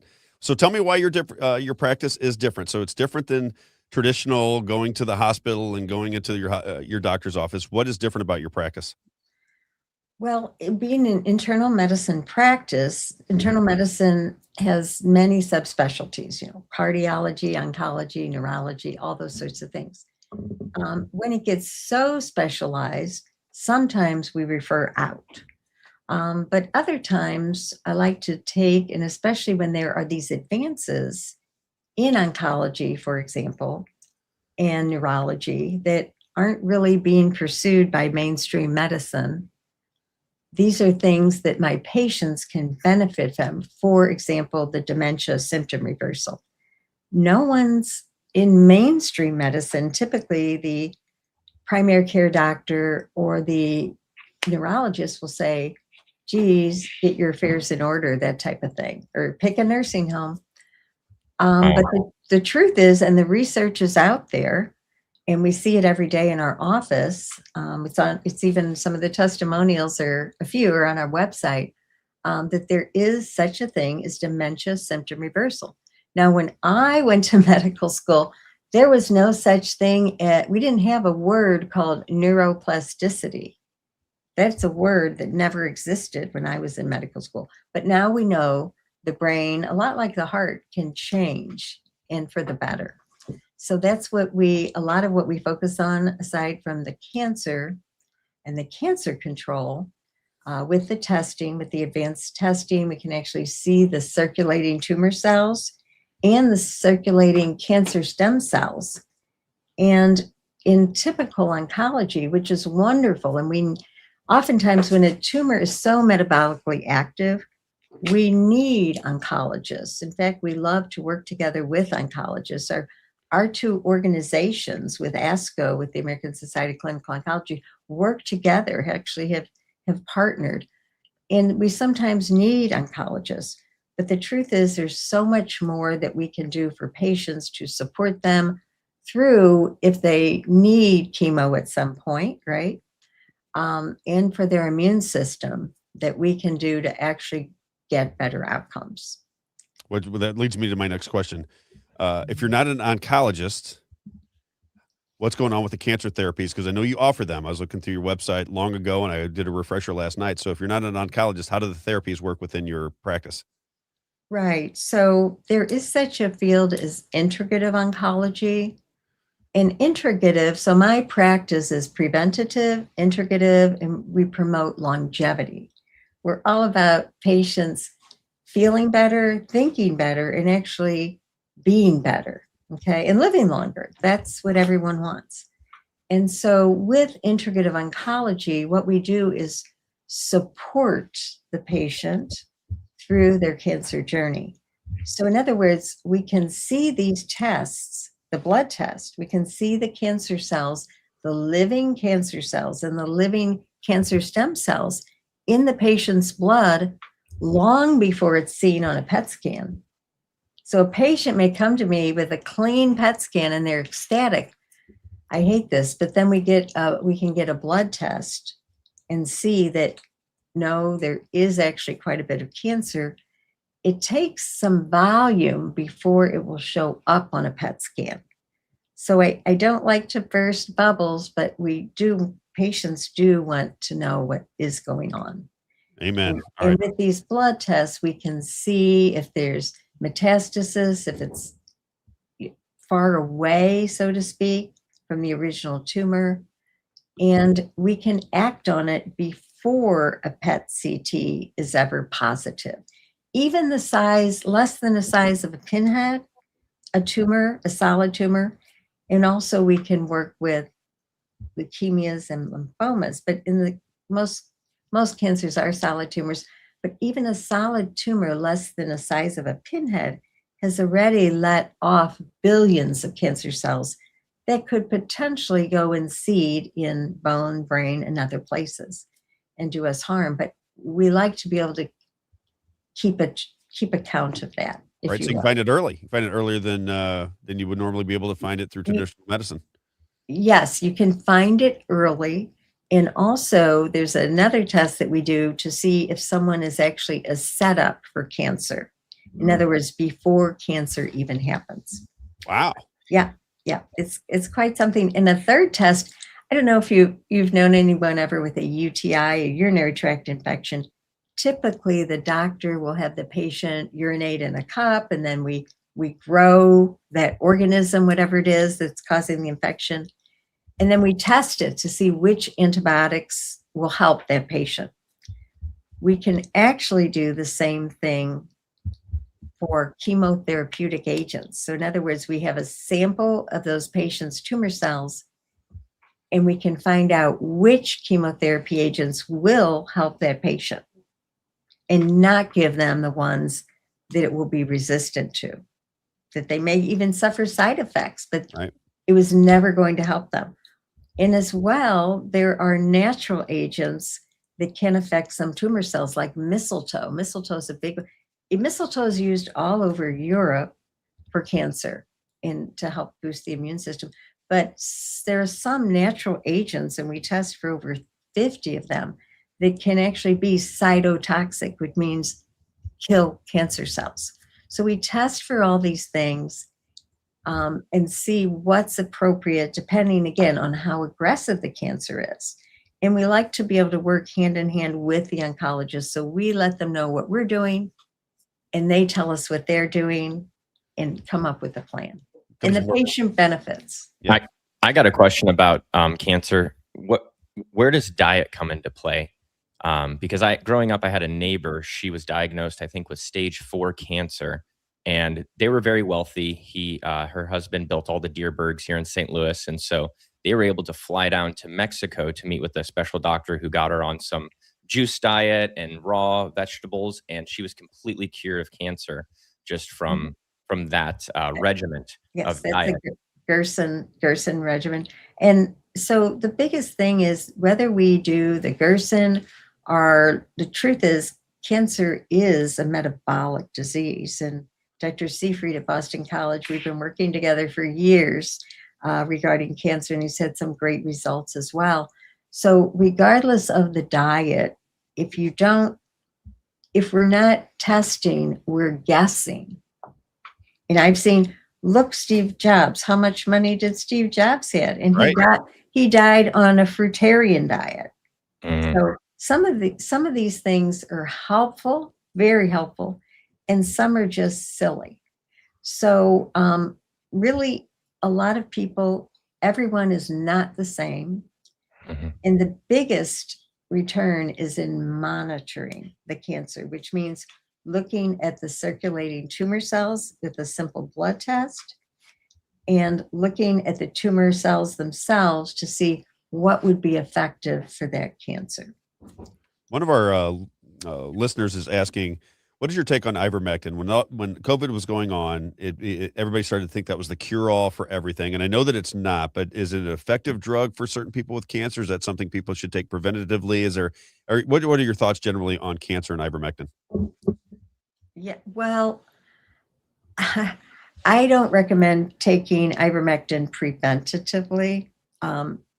There are some people, like emergency workers, et cetera, who have chronic exposure, or they're exposed emergently and have been to things like COVID. Ivermectin, interestingly enough, is one of the agents that we test for in that cancer test that tells us what the tumor is susceptible to. So you can take ivermectin all day long because you have cancer, but if ivermectin is only affecting 5% of your tumor cells, it really isn't helpful, right? Right. So just because, I'll say this, just because an agent is a pharmacologic agent that a doctor writes for, or a chemotherapeutic agent, doesn't mean it's bad inherently. And just because something is a vitamin or an off-label use drug like ivermectin doesn't mean it's good for us or helpful. So that's why I practice integratively. So it's both and. It's not either or. You don't have to die on the wrong ship, right? We really take the best of both worlds, and we have to use that information intelligently. So Cancer is personal, right? Cancer is a personal thing. I mean, it's everybody it affects differently. I've done my own study on that, and one of the best things that somebody told me was cancer is different in everybody's body. That's why there's not a cure-all for cancer. It's you have to figure out what's going on within you, and then find a solution to it as fast as you can before it grows too far. But that's really the race, is when you get cancer, of how do you solve that problem before it gets to eat your body up. The race is, yes, once you get cancer, and the race is also before you get cancer, Yeah. so if you're going in that direction. So yes, again, if we're not testing, we are guessing. You can take ivermectin all day long, and I'm not saying it's bad. I use ivermectin for my patients. Anybody who knows me would know that. And there have been some great research studies on certain cancers and cancer patients that things like ivermectin and bendazole, et cetera, have been helpful for.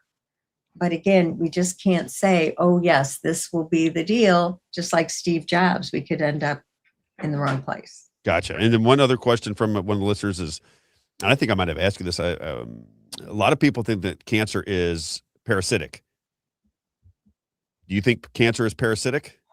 Well, the truth is, we know now more than ever. For example, H. pylori, the bacteria, causes gastric cancer, right? We know that.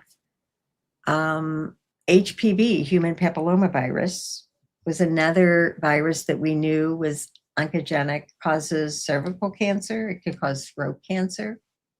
We've known this for quite a while. But now more than ever, we're finding that other viruses that we have had, that we may not even know we've had, even once, can help cause cancers. And we're talking about viruses, bacteria, it can be parasites. And so cancer cells need friends, if you will, to grow and to organize and to also spread and even to recur. And so it is important, and there could well be a parasitic element to cancer, just as any other microorganism. Interesting. Okay. Promoting cancer. And that's another thing that we're able to test for, those viruses. Even if someone says, oh, I may have had a tick bite once with Lyme disease, we see there's a high association with a lot of microorganisms and people who develop cancer or have recurring cancer. So that is something we address. Absolutely. Okay. One of the things I was most interested to talk to you about was this dementia. I've watched over my lifetime as more and more people seem to have Alzheimer's and dementia, as I get a little bit older, and, people that were mentors of mine, people that I grew up around, they're now in their 70s and 80s. And I'm recognizing that dementia and Alzheimer's, it seems to me at least, and maybe it's just I'm a little older and I'm recognizing it more, is on the rise, and more people are starting to have these problems that they need to solve. You say it's reversible. You say that dementia is reversible. I say that dementia symptoms are reversible. Oh, okay. Can you explain it neurologically? How does it work? Okay, so there are different stages of dementia. Long before we have any symptoms, we can see it. There's actually a blood test for Alzheimer's. And I don't mean the ApoE4.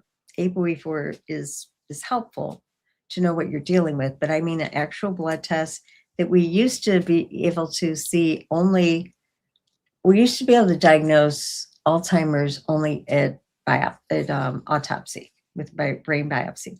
Then we got to the point where we could do a spinal tap and see those cells. And now it's a simple blood test that we do in our office.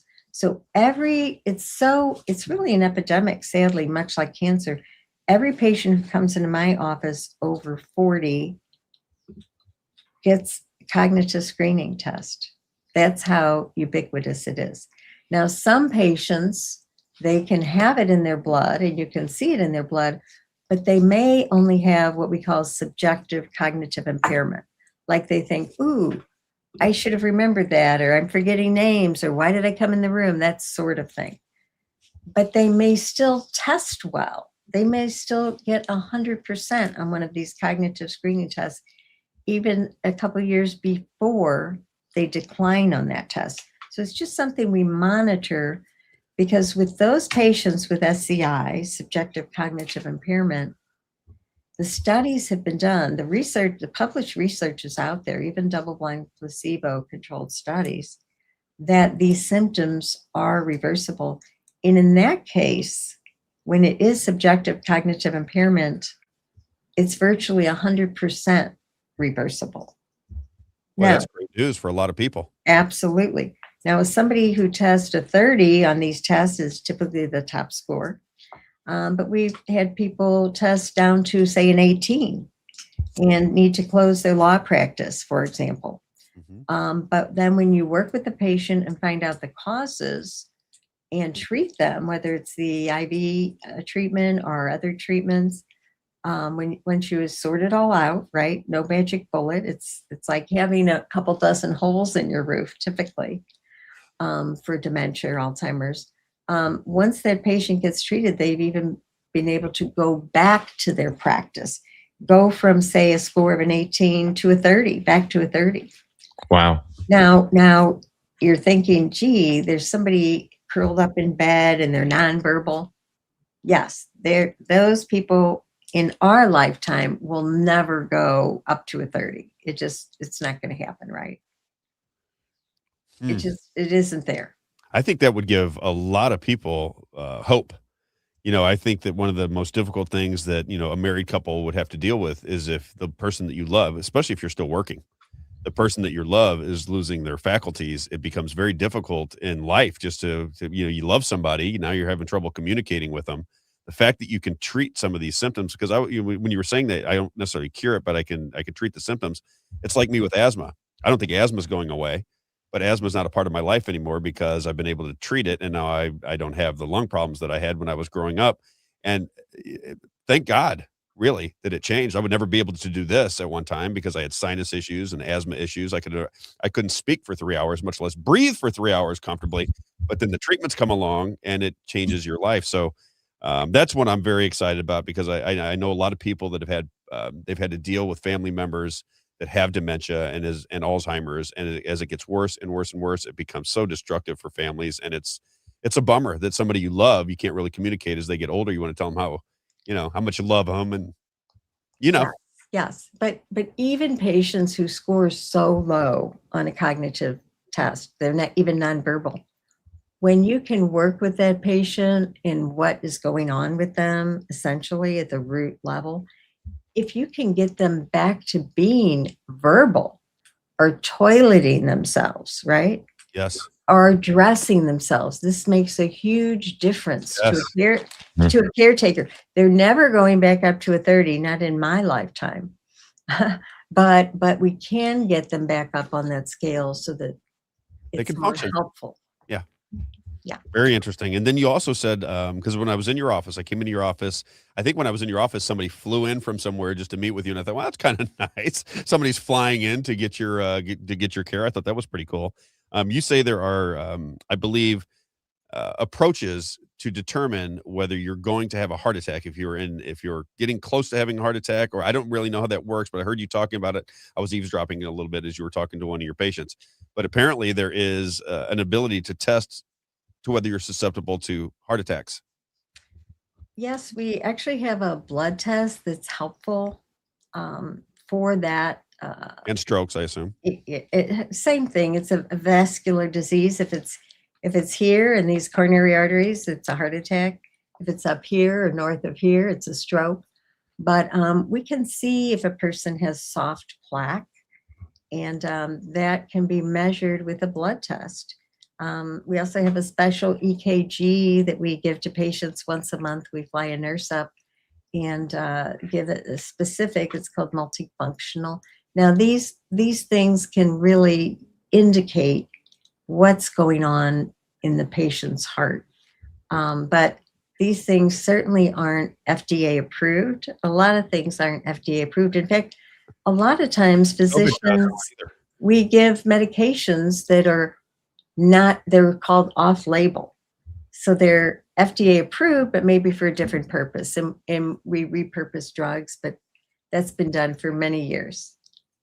So we certainly can't and don't make any claims about these things, and won't. You can't, right? You can't. We can help support the patient from a cardiovascular standpoint. And certainly when appropriate, I will refer to cardiologists, et cetera. Gotcha. Okay. You're an independent doctor. And I think the first thing people think is independent doctor. I would love to see Dr. Helen, but I don't have the money out of pocket. It would have to come through my insurance. How do people pay for your services if they want to see you? Oh, sure. Absolutely. Well, everything that we do, when I order blood tests, we always order the tests first that their insurance will pay for, or they have Medicare, that sort of thing, our private commercial insurance. And most of my patients, about 50-50 Medicare or private carrier, those tests are all paid for. I'll say this, if they're going to pay, they'll be paid for regardless of which doctor orders them, right? Yes. Because they contract with the lab company, those patients' insurances or Medicare. Same way with imaging. Imaging is the very same way. That's generally all paid for. Again, if the insurance is going to pay for it, it is certainly paid for. And the same way when I refer to other physicians. So the beauty of it with an independent doc is, for example, I'm not beholden to send patients to a doctor within a certain healthcare system. And we have about 3 in town or so. I like to send to the best of the best. And I can usually find someone, or actually already have people who fit that bill for that particular malady. So I like that. I like to, so those are all paid for. Yes, those are all paid for. The only thing that isn't paid for immediately and directly is my little office visit. So I liken it to, look, you have probably car insurance, hopefully. Mm-hmm. You have liability, right? You may even have collision insurance if your car is newer. But insurance really has been sort of a runaway thing where we feel like, and I was the same way, I felt like insurance should pay for everything I do healthcare-wise. Not a penny should come out of my pocket because I have insurance.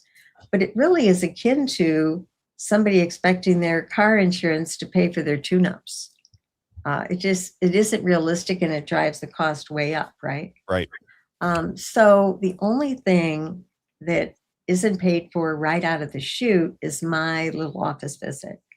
And sometimes patients, if they have insurance, they'll take and submit that to their carrier and have things paid for.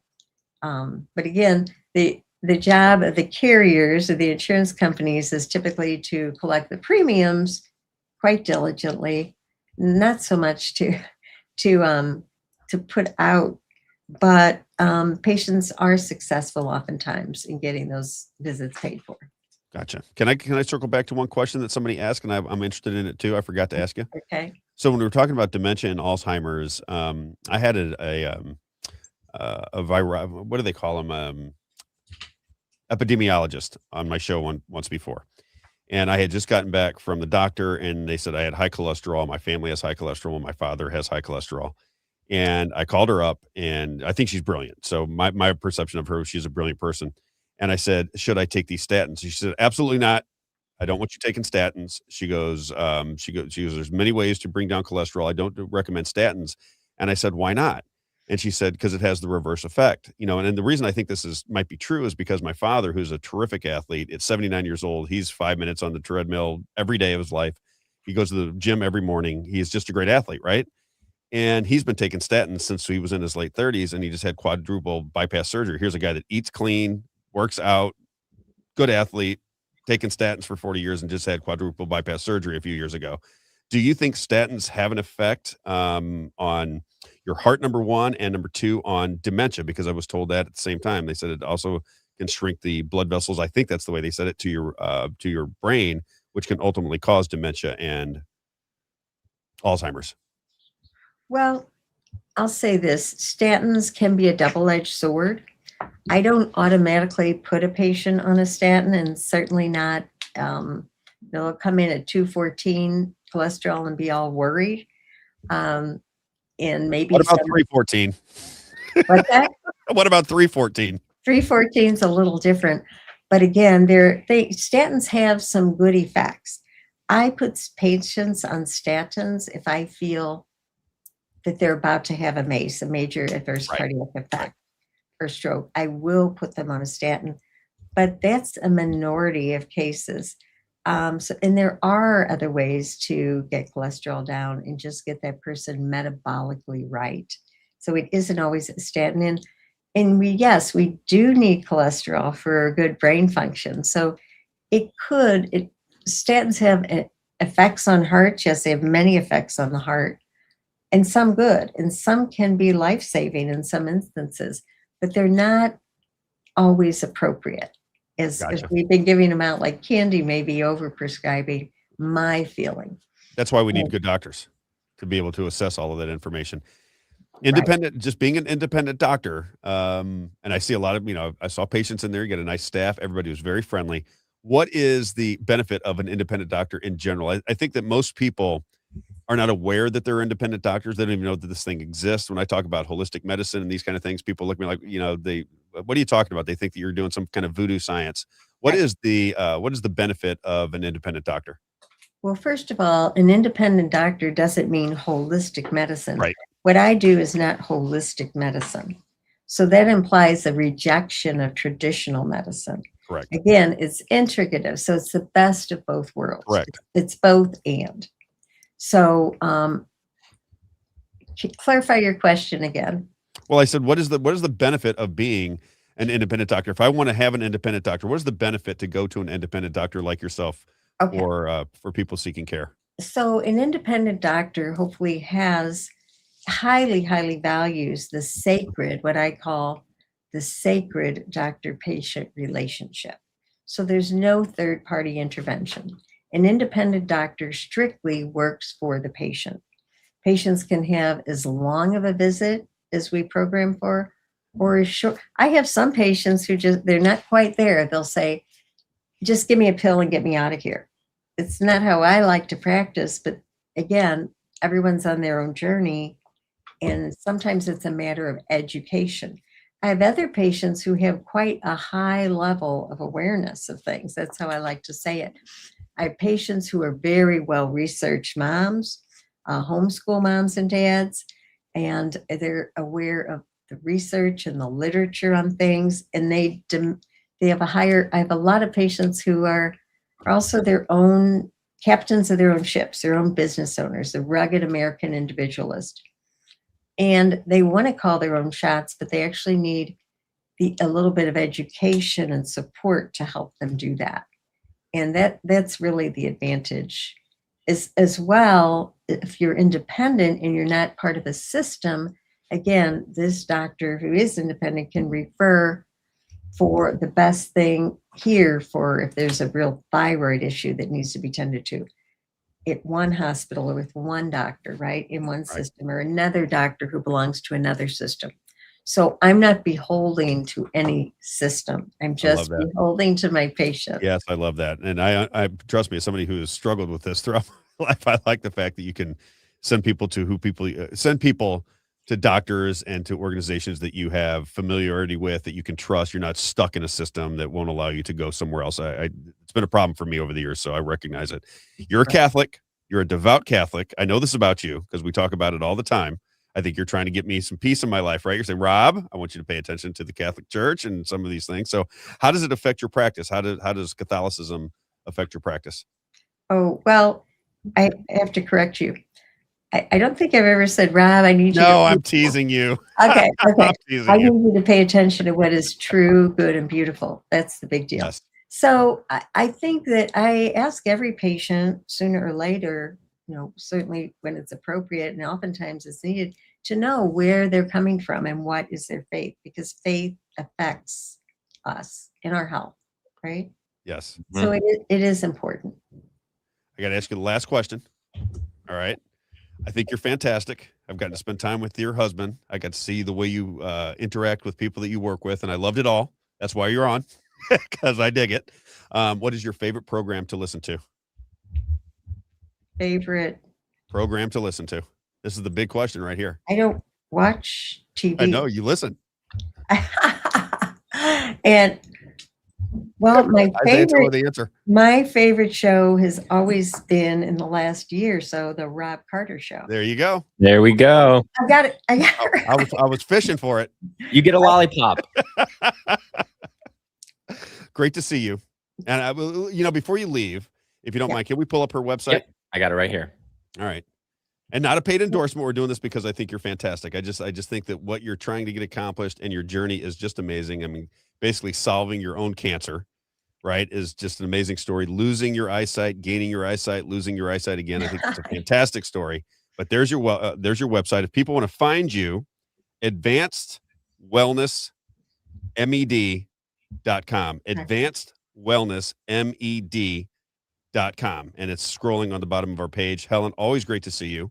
Have a great day. Tell Paul I said hello. Tell everybody at your place I said hello, and we'll talk to you again soon. Thank you, Rob. Thanks. You got it. Have a great day. Okay. Bye-bye. All right. What'd you think of Helen, Isaiah? That was great. It's so many things that resonate with me because my wife is a doctor of chiropractic. And so many things that she talked about are similar struggles or things that my wife is upset with the system, especially things like Medicare. And with chiropractors, only chiropractors are the only doctors that, even if they don't want to accept from Medicare, they have to be enrolled in Medicare to be able to see a patient who has Medicare. So if they have Medicare, my wife can't see them unless she's enrolled to accept Medicare patients, even if she's not going to accept money from Medicare. And so it's a whole backward system is what I found out from being married to a doctor. Yeah. And I've learned a lot about it lately too, because I never thought about it. As you get older and ailments start to happen, right? You start to get, and you realize that, at least for me, you realize that the medical industry it's not it's a business. It is. It's 100% a business. And that's why this lady, this epidemiologist that used to come on my show, I talk about her all the time because I'd like to get her back on.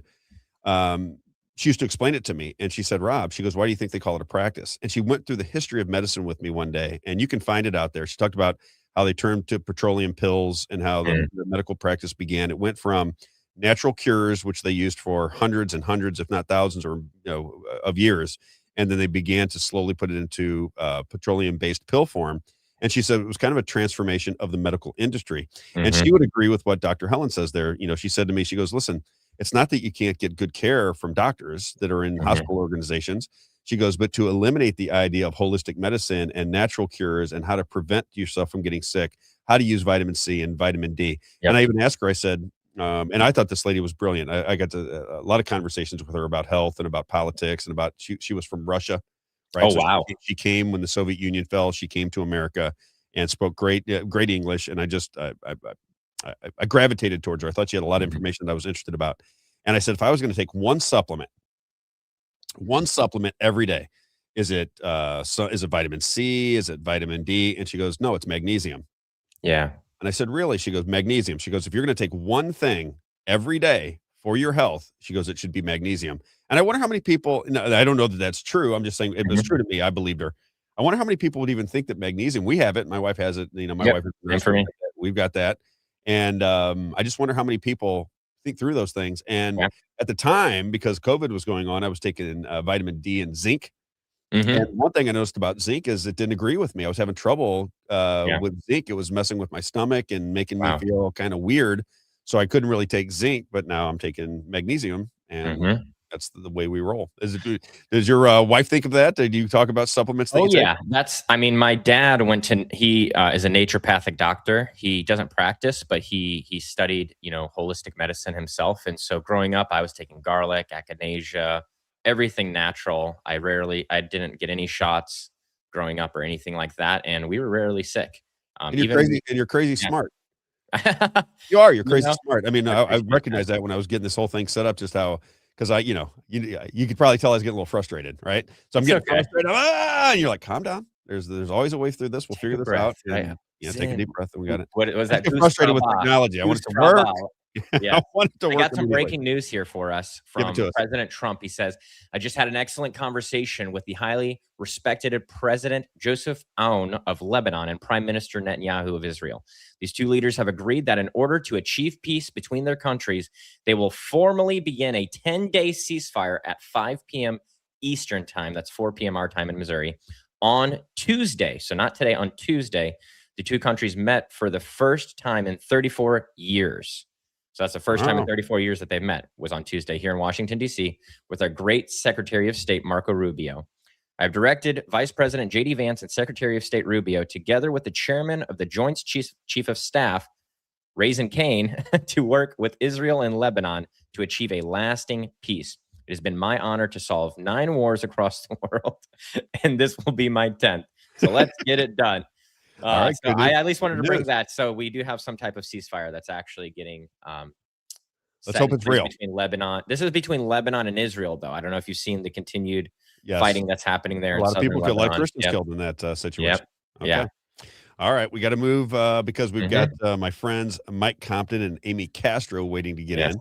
This is Act for Missouri, and if you're listening to the show from around the state of Missouri or around the country, these are the people that go down into Jefferson City, which is our state capital, and they pay attention to what's going on. They listen to the stories and they bring it back to an audience. And you can check out their website, act4mo.org. I'll put it up here in a minute. Yeah, they engage with people. They explain what's going on in Jefferson City from their point of view, and then take it from there. But they're doing a wonderful work. Can you bring them in? That'll be Mike Compton and Amy Castro. Welcome to the show. Act4mo. What's going on, kids? How are you? We're sleepy, and we're not kids anymore. You were up all night last night, I'm suspecting, and I sent you a clip, Isaiah. I sent you a clip. Somebody sent me one and said, check out this clip from last night in the Senate. Tell me what went down last night. I'll start with you, Amy. What did you see?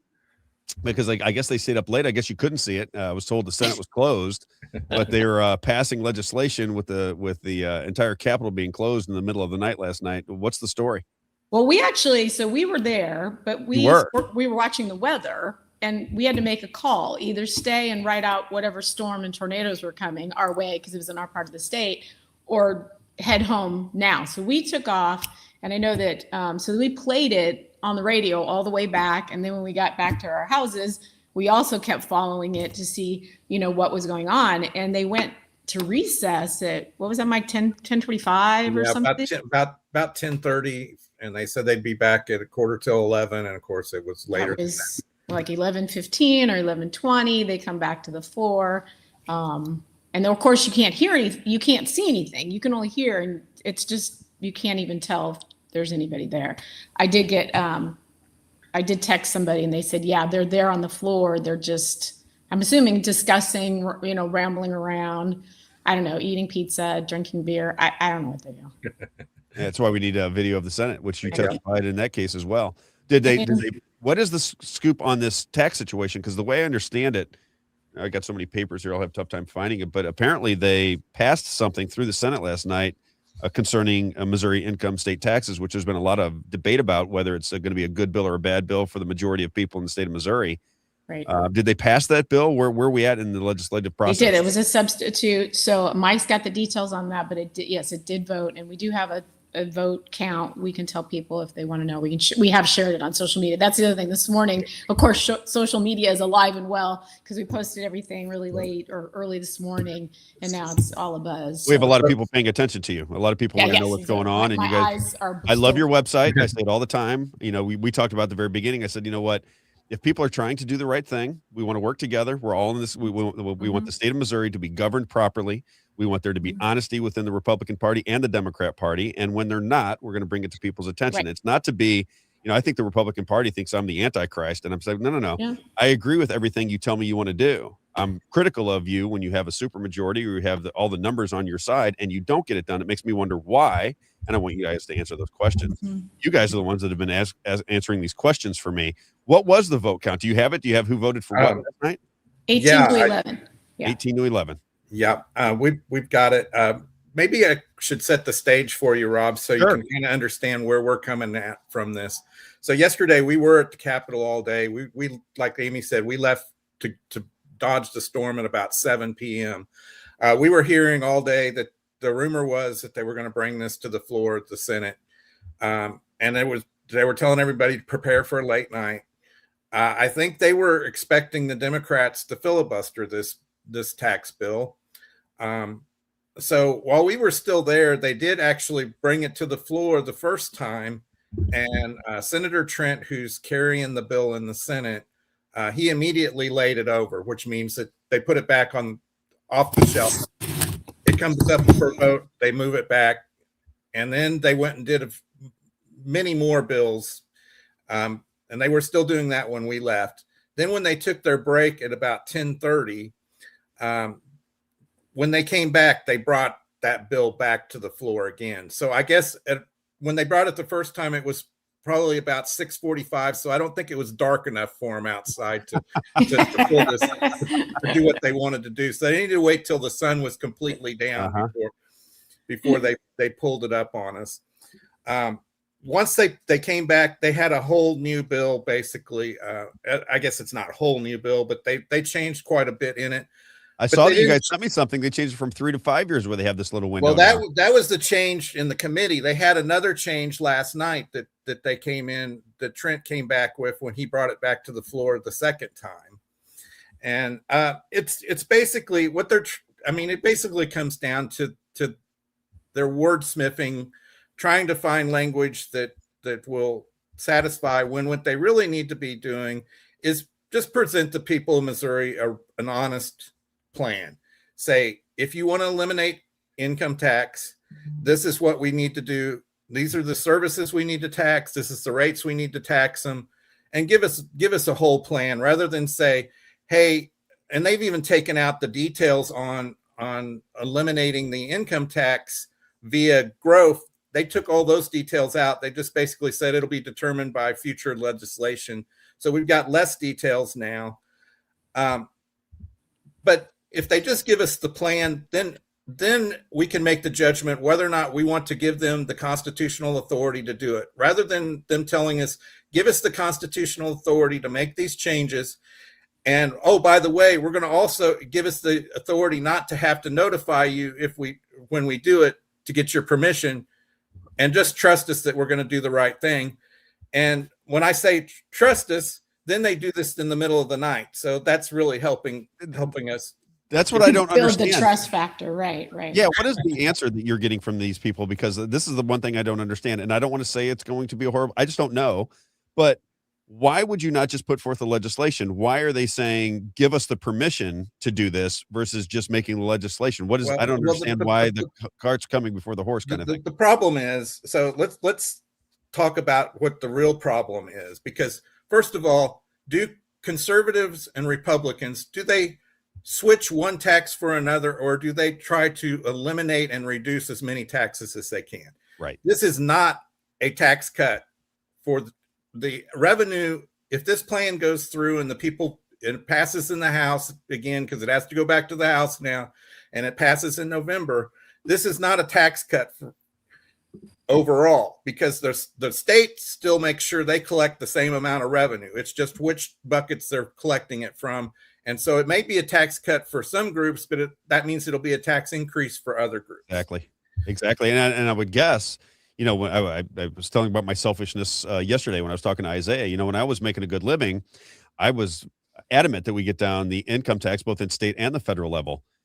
But now I'm starting to recognize, you live in your own world sometimes. You understand what I'm saying? You only know the environment that you're in and the people that you're surrounding yourself with. Now that I see the world through a little different lens, I'm like, well, if we get income taxes taken away, but yet my elderly father doesn't, I shouldn't say elderly because he'll punch me right in the nose if I don't say that. But my aging father, I guess I should say that. If he is not paying income taxes because he's on a fixed income with Social Security and so forth, doesn't he get the short end of the stick at this level, because now he's going to pay usage and sales tax, but he was never paying income taxes to begin. So it's kind of shifting it from high earners who are paying high income taxes off into people that aren't paying income taxes because they don't make enough money to pay. Their argument would be consumption taxes, you get to choose what taxes. Yes, but that's not true, because there's services that everybody needs, and that so that's not really being honest. The reason that I think that they don't give us a complete plan is because if they had to name what services and how much they were going to actually charge us, people say, well, I don't like that. And, so it would be very hard burden for them to pass, but that's the way it has to be done. If we're going to do it honestly. Yeah. This idea of the way they're doing it, everything, the way they've done it has been just really disgusting to me. But you're not feeling it. I can tell. I'm not. I look on your face, you're not excited about it. I used to always say I prefer consumption taxes versus income taxes, but when it's done by people that actually want to reduce the tax burden. Yep. These people do not seem like they want to reduce the tax burden, right? They want to transfer the tax burden. The bigger point is they don't want to reduce spending, because I think that's what this is really. Exactly. That's what this is really all about, because the budget looks like it's going to come in about where it did last year, 50 billion plus. And they're already projecting on their own numbers that we're going to be $1.8 billion short for the next budget. So they're already working in a hole, and the reserve money is pretty much gone. After, the COVID money is gone. So they're looking at where can we get additional revenue so we don't have to tell the lobbyists no, because isn't that what the auditor basically said when he was testifying? That's exactly what the auditor said. And in fact, when he was asked about this very plan, or the original plan on this, the bill has changed somewhat since then, but the general idea, he said, unless they were willing to remove the exemptions, the tax exemptions that we've given out, tax credits, that it would the necessary sales tax would be astronomical, I think was the term that he used. And you can correct me if I'm wrong. Yeah. And then they'll have the carve outs for the people giving them the most lobby money. I would assume that's how. Well, and we've seen that too, where they've come back and said, well, don't worry, we're going to bring all the stakeholders, which stakeholder to me is a world economic term. Yep. I hate hearing Republicans. We get along so well. That's how I see it as well. Is using the term stakeholders to the table. Well, that means the lobbyists are going to come in and they're going to argue, well, my industry we need a tax credit, and my industry needs a tax credit. Everybody's going to argue that, right? Right. Everybody will want their tax credit. They all want their tax credit. Yeah. We all do. And I think that's part of Mike and I were talking about this early this morning. We are in a situation where we've got to make some tough decisions, and it's going to hurt either way. Either we reduce spending or we're going to be more taxed. We're not getting away from that discussion. Correct. And so nobody wants to have, the reality of, okay, what's going to be cut, or how are we going to pay for this?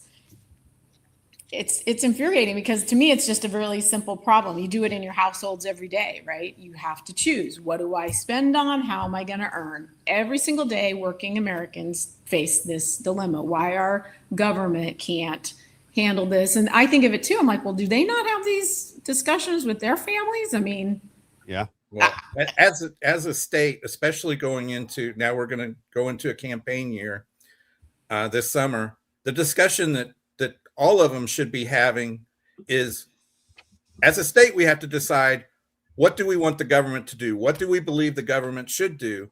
Because we can't just, even if they get this and they get that extra money, it's just on and on and on. And they're just going to bleed us dry. And yeah. so, Well, yes, that's the thing I was going to say. You know, because I recognized this when I was talking to one of the senators I was interviewing. The budget really exploded under Republicans because of the COVID money. Right. So now you have this spending spree, and it reminds me, I always say Missouri, I call it Missouri Inc. Kind of because it reminds me so much of the corporate world. If I'm determining budgets for my company, and they come to me and they say, Rob, you know, what we really need is better production of our shoes. I was in the shoe business, so let me just explain it from that. We really need better production of our shoes. We want to move from this factory to this factory because they give us better products. It's going to cost us a little bit more, but I need more budgeting for production. Or you could have somebody come to you and say, listen, we have the best shoes in the world. If we just could get some more money in marketing, we got to use that money to budget for marketing. It feels like the Missouri government runs exactly like a big corporation. It's just once they got the money, you don't want to not spend it anymore. So if I give you a budget, if I give the marketing team $1 million for marketing, right, well, they're not going to spend $800,000. They're going to spend $1 million. They're going to spend $1 million and tell me they need $1 million too. Yep. It looks to me like the Missouri government runs exactly like a big corporation, whereas wherever you're putting the money, it can never go away. It can only increase. Therefore, you're never going to look at it and say, you know, we have a $54 billion budget. What we really need to do is get that back to the 26, 27 where it used to be, or 28 or 30 because of inflation, whatever that number is. And here are the places that we're going to have to cut. It's going to sting. So maybe it's over the course of the next 5 or 10 or 15 years, but we have to get back into budget sanity. But they don't want to do that, and I don't think they want to do that. And you guys are down there every day. I don't think they want to do that because they're buddies with these people within these organizations that lobby and get contracts with the state of Missouri, and they don't want to mess that up. That's where the money's at. Well, and it is hard to go back and tell people, no, we can't do this anymore, because the amount of stuff that we need to cut at this point is gonna hurt many different groups of people. But I think most people, if you ask yourselves, if you go back to 2019 Missouri government and what you got from the government and compare it to today, most people aren't going to notice the difference from what they're getting for the taxes that they are paying. My man, right? I say that all the time. I said, you know, if you're going to double your budget, then everybody's lives should feel that much better, right? If you're doubling what you're going to spend, and you're going to double the tax burden on Missouri citizens, then explain to me how our lives got doubly good. And if they're not doubly good, if the schools are still a little bit messy, if the roads are a little bit messy, if we still have crime in downtown St. Louis at just an enormous rate, then we're not really getting our money's worth, is the way I would look at it. But again, that's just my perception of things. Can I play a clip for you guys? One of our friends sent a clip, and they said it was Mike Moon on the Senate floor. Oh yeah. We don't have it, unfortunately, because it's live stream. And so the file you sent is just of the live stream. So whatever's streaming right now is what's on there right now. Yeah. So, so which part about Moon? The one where he? I don't know. One of our friends sent it, said play it. It's really good. And I like Mike Moon. He's come to at least one or two of my events, and I really like the guy. I don't know what he said on the Senate My guess floor. is it's the part where he asked the floor if he could inquire of the lobbyist, and then said the guy's name. I can't remember the guy's name, but the floor, it kind of went silent. Everyone was like, well, you can't do that. And he's like, oh, I can't. Of course he knows he can't do that. Yeah. But he wanted to put it out there because he knows we listen. And he knows people. We will be sunshining the video from last we will night. Get you that so clip. we've been, since they won't provide the videos in the Senate and the committee hearings. We've been trying to sunshine certain committee meetings and certain things and putting them up on our YouTube and Rumble pages so people can see some of these important ones.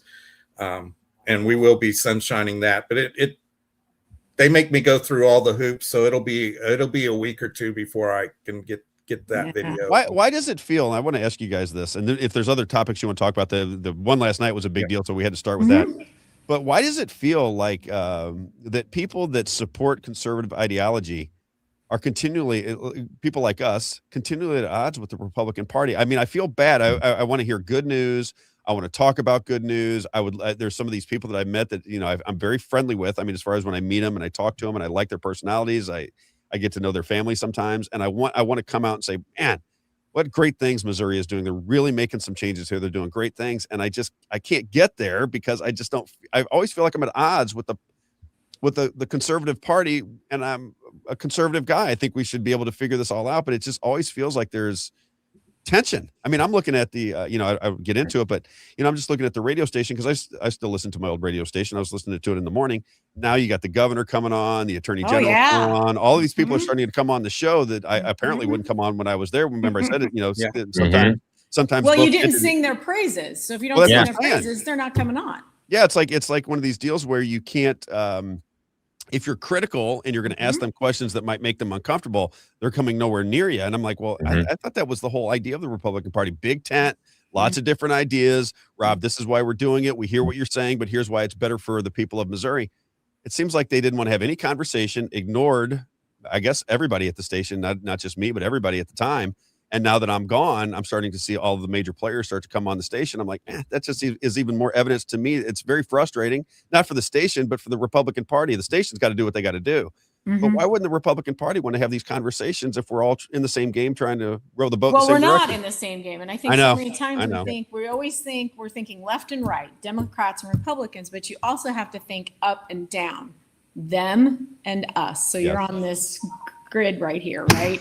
And we have to stop thinking left and right. And I mean, I know there's principles. Go ahead. We also try to categorize everything as, is this collectivism or is this individualism? Because that tells you a lot on when you're looking through bills and you're looking through all this. You got to get to the actual philosophy, because we've shown in the past that our Republicans the Democrats vote in higher percentage for the Republican bills than our Republicans. That's fascinating. We do have some conservatives that don't vote for it, but and if we get a chance, we can show we've actually started calculating the bills that we call it Saved by the Democrats, and it lists the bills this year that wouldn't have passed unless the Democrats joined with the Republicans to pass it. And so that's that up-down thing, yes. Right? And I think if we switched our thinking to that a little bit more and went back to Mike's question, what is the proper role of government?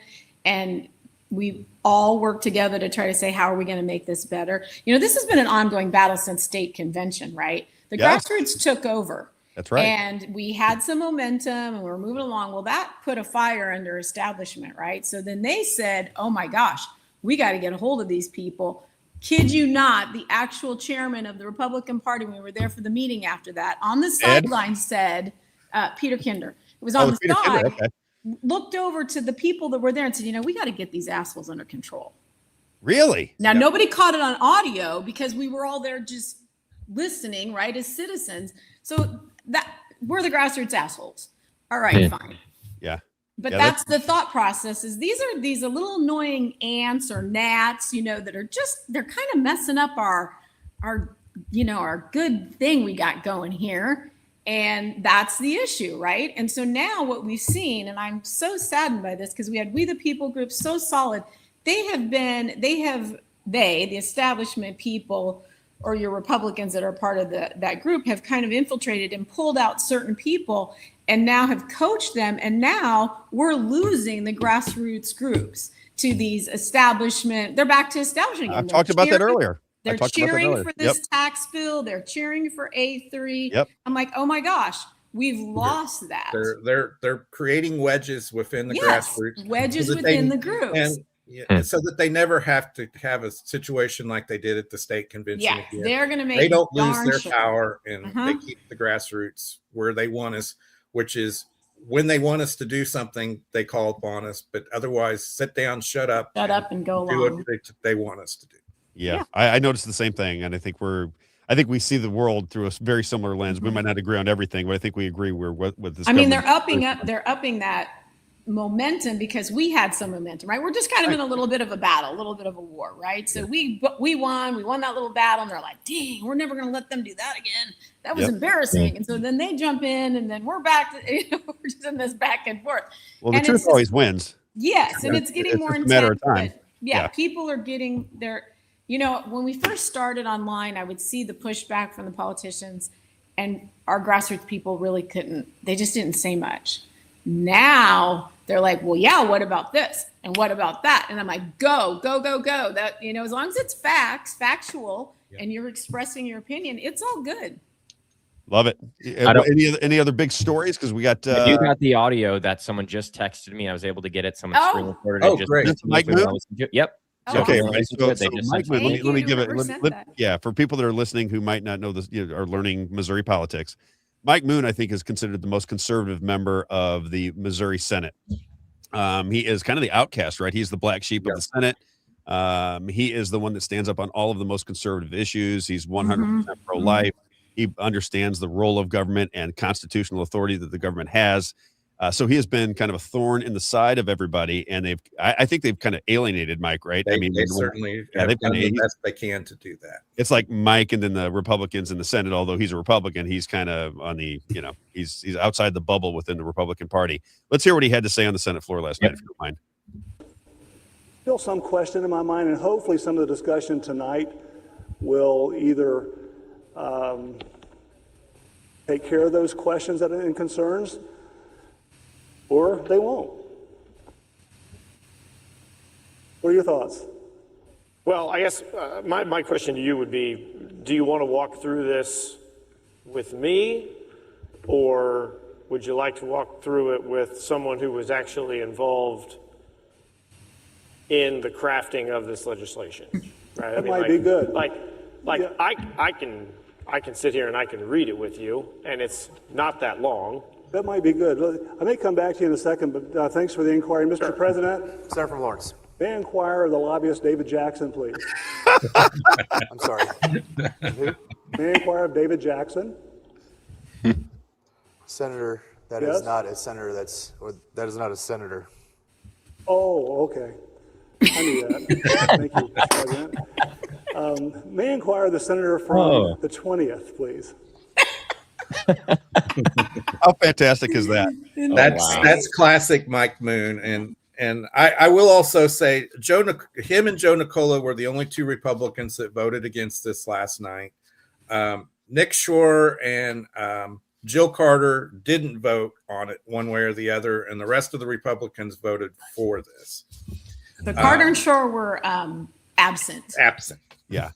Which politically might not be such a bad idea. If you know it's going to pass, you know what I mean? You still want to have conversations with the people that are making the rules, and you don't want to alienate people who are not. It's ridiculous. So, I understand some of these votes. I always tell my friends when they say, who voted for this and who voted for that? I said, that doesn't really ultimately matter. They get the numbers they need. But it does tell you strategically what they're doing, right? Because if they don't want to stay on an issue, they're campaigning and they're playing ball. Yeah. Right. Yeah. So now you know, and you can put the fence pressure on that. Yeah. I mean, it's a game, right? And they're playing. Yeah. So, I get it. What else is on your mind? Any other big we want to ask about the Nick Schroeder, Senate Majority Leader declaration. We wanted to talk about that with him, right? Yep. What's your take? Pretty interesting timing, given that he didn't show up to vote for the bill. But he was there all day yesterday. He just kind of clocked out for that particular time period. What is your take on him just in general as a floor leader? Like, I worked with Nick. I mean, with Nick, I don't agree with everything he does, but what's your take on him being the floor leader? Would it be better than O'Loughlin?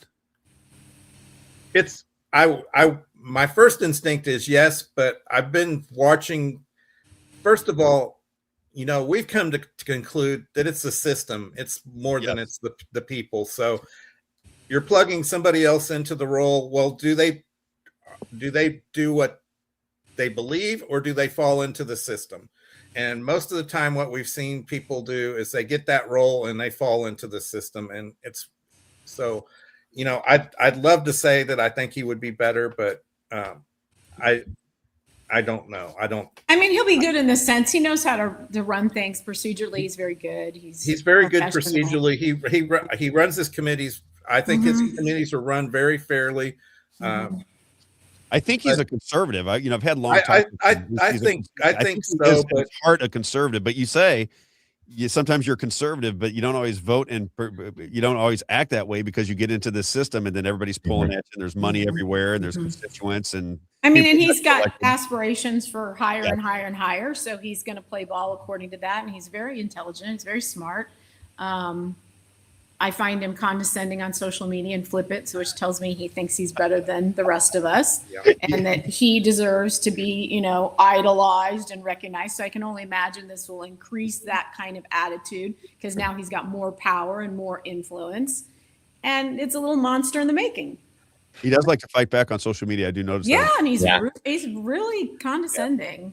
Well, I call him out on it all the time. If he wanted to try and reassure me. One of the things he could do is one of our big issues is say, hey, I demand as a senator that we put the video so that people can see what's going on. And that's the way I'm going to change this attitude of the Senate where we're the Imperial Senate and you don't get to know what's going on. He's Freedom Caucus, right? Yep. For the people. Yep.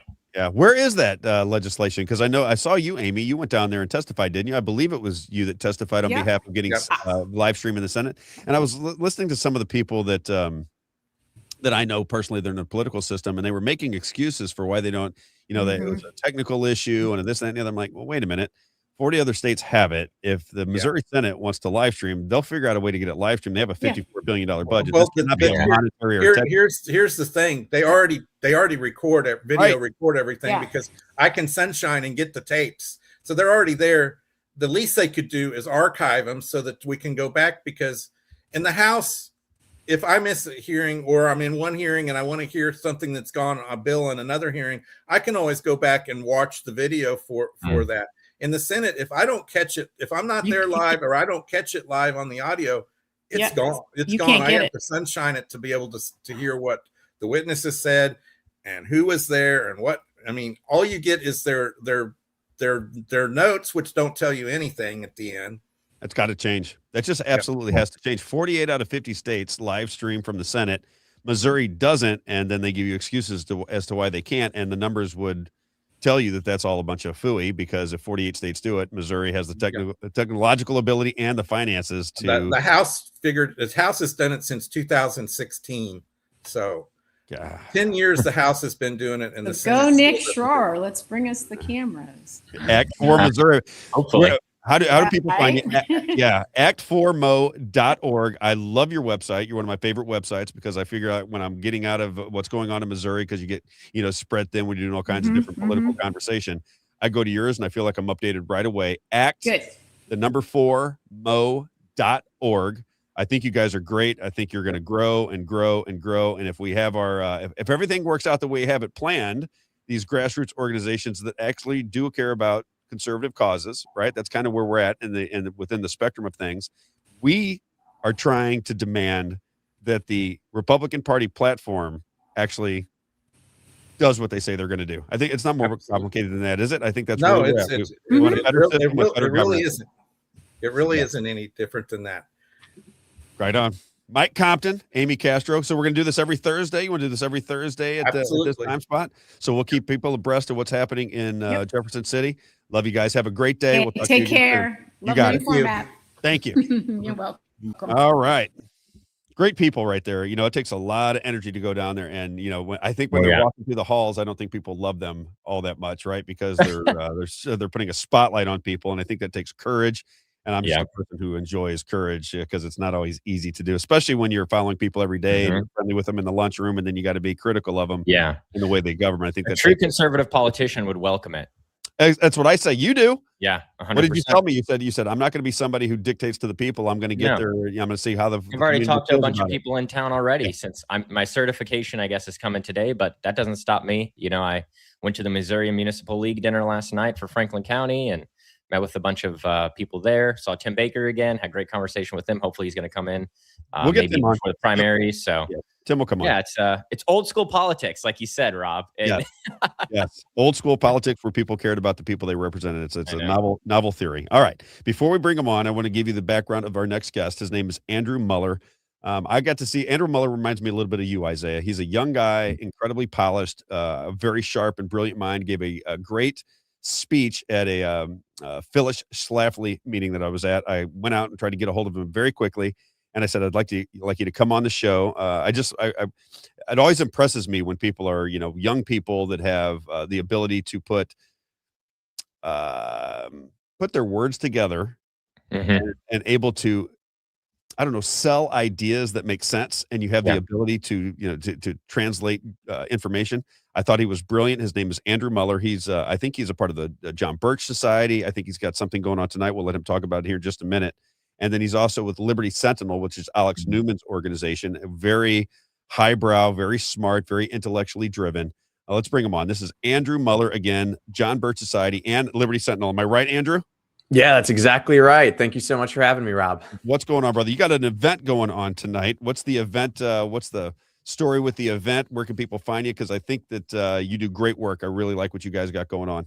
Well, thank you. And likewise, tonight at 8 p.m. Eastern time, 7 p.m. Central time, I'm going to be doing a national lecture. This is going to be live streamed across the country, and it's going to be on making America states again. You notice making America great again. It's making America states again. Which is what we need. And I'll be presenting how we can make America states again through federalism, through returning power to the governors, the state legislatures. We're going to look at the Constitution. What does it actually say? What is compact law? What is nullification? What are these terms that our founding fathers used? And how can we reclaim that today? So this is going to be an optimistic, solution-based educational lecture, really giving people the kind of legal picture of what we need to do, but it's simplified in everyday terms with action items. And that's going to be tonight, 7 p.m. Central Time. If you want to register for it, it's absolutely free. You can go to my X account. It's Andrew #1 Muller, Muller. That's Andrew #1 Muller, Muller. It's at the top of my X page. There's a link. You can register. It's on Zoom. It's free. And I'd encourage everyone to check it out. Man, you're a talented guy. You are a talent. I noticed that right away when I watched you speak. Man, this guy is very talented, very measured with his words. You communicate beautifully. When you talk about, because this is what I talk about as well, it feels to me, and I want to get your opinion on some of these things. If there's anything you want to bring up, you're the guest, so you can bring up whatever you want to talk about. But when you say make states again, this is one of the arguments that I have in my home state of Missouri, is that the budget doubled during the COVID days, right? Yeah. And I can see with my eyes and with conversations that I'm having with public figures that now the federal government has their fingers in the decision-making of state government, which takes away the idea of state sovereignty. You can see it everywhere now. And privately, these people will tell you, I mean, I don't think that they would come on here and say, Rob, that's not true. Privately, they tell you that's exactly what's going on. How do you get out of that box? We were talking about it with Act for Missouri. If you're getting half of your budget from the federal government and the federal government goes, hey, if you don't comply with this on this issue, or you don't comply with this on this issue, we're just going to withhold federal funding. Politicians don't like when you withhold their funding because they've got promises made. How do you get out of that box? Do you have any, because you're talking about solutions. I've been looking at this one and thinking, how would I get out of this mess? Do you have a sense of what we should be looking at and doing? Well, first you have to recognize that it's the states that made the federal government, not the federal government that made the states. So when you look at the hierarchy of political power, it's ultimately God at the top, right? So it's God at the top, and then God gives us rights, not government. So God gives us rights, and then we human beings institute governments through the consent of the governed, as the Declaration of Independence says, to protect those rights, not supply them, to protect them. So that's the first thing. So we as the people get to dictate what our government is and isn't. And that's why we have compact laws. You wouldn't go and buy a pool or hire a contractor to work on your house without some sort of a contract that spells out the scope of the work. In the same way, our governments, all the way down from the municipal city governments to the feds and everything in between, is bound by a contract. That is your city charter, your county charter, your state constitution, the federal constitution. And If and when governments break that contract, the people are no longer obliged to support that, to allow it. And that's where this idea of state and individual nullification comes into play. And when we talk about budget items, when we talk about the federal debt, which is 39, almost $40 trillion at the federal level, which by taxpayer to pay that off, it would have to be $300,000, over $300,000 per taxpayer to pay this off. It's insane. I don't know anybody who has $300,000 lying around, at least in my circles. You're in my circles as well. Yeah. So we're in a quagmire here. So you have to get back to what is government about. In our state constitutions, our federal constitution lays out what government can and can't do. Federally, it's called Article 1, Section 8. And in Article 1, Section 8, it spells out exactly in great detail, all the way down to post roads. Rob, it gets that specific as to what the federal government can spend money on. The same is true of the states. So we have to be educated on that. And then when our representatives go beyond that and start spending money, an example that comes to mind is, the Federal Department of Education, the Federal Department of Labor and Commerce and Agriculture. These things are not articulated in Article 1, Section 8. They're left to the states and to the people. That's what the 10th Amendment to the Constitution says. All powers not delegated to the federal government in this Constitution are reserved respectfully to the states and to the people. So education is key here. And I've used the example a handful of times, and I think it's relevant that if you have a wallet and that wallet has $100 in it and somebody pickpockets it, but you didn't know you had $100, hey, what's the difference? You didn't know you had it. But if you know, hey, I've got $100 in my wallet and it disappears, now you're upset. Now you have cause for concern. The same is true with our rights in our government. So we have to get back to that idea of the documents and the texts. And people say, oh, Andrew, I've heard that 1,000 times. We need to be educated. We need to read the Constitution. But the trouble is people hear it, but they don't actually do it. How many people have read the United States Constitution, much less their state constitution, much less their county charter, their city charter? These things are widely available to us, and they are the power for which we can restrict government and put it back in its place. Where are we going? What's that? Where are we going in this country? Where do you think this is heading? If the people do, because I think what you're trying to do is educate people on the power that they actually have. Yes. Can I say that? Yes. So, and I agree with you 100%. That's what I'm trying to get across. I will firmly admit that I can tell by listening to you that you know more about it than I do. But what I try to get across to people, and I think Isaiah would agree with me, is that you're trying to embolden the American people and the people within the states to take their rightful power back from their government. And the government seems like it wants to hide that information. It does not want you to recognize that you have that kind of power. And it feels like this tug of war with a government that is supposed to be representing you, that really is trying to represent bigger interests than the people.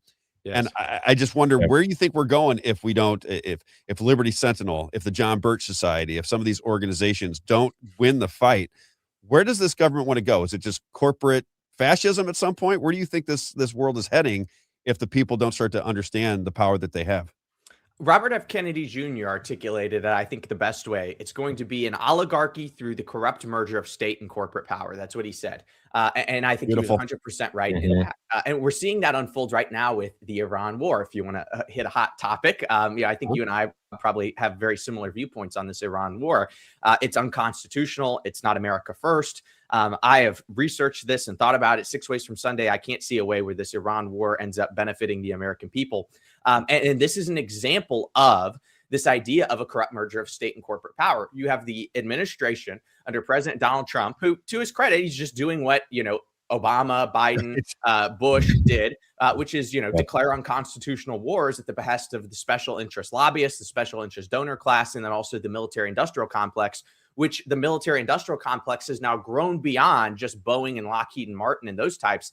It now includes AI companies like Palantir, Anduril, Anthropic, Pegasus, these entities that are donating literally millions and billions of dollars into campaigns so that their, AI data center, sort of technology can be utilized in war. And that has become kind of the new arm of the military industrial complex. So that's what we're heading towards if we don't get back to our basics, get back to the principles. We are going to head towards a corrupt merger of state and corporate power and some sort of a oligarchy, because there really is no such thing as pure anarchy or pure tyranny. There's always a group of people known as the oligarchs, the insiders, the deep states, the global elite, whatever you want to call them. There's always a faction of people. It's never just one man. Hitler had Joseph Goebbels. He had Heimlich Himmler. He had all these different characters around him that were technically this oligarchy, if you want to look at it. The same is true with anarchy. You have mob violence, you have gangs.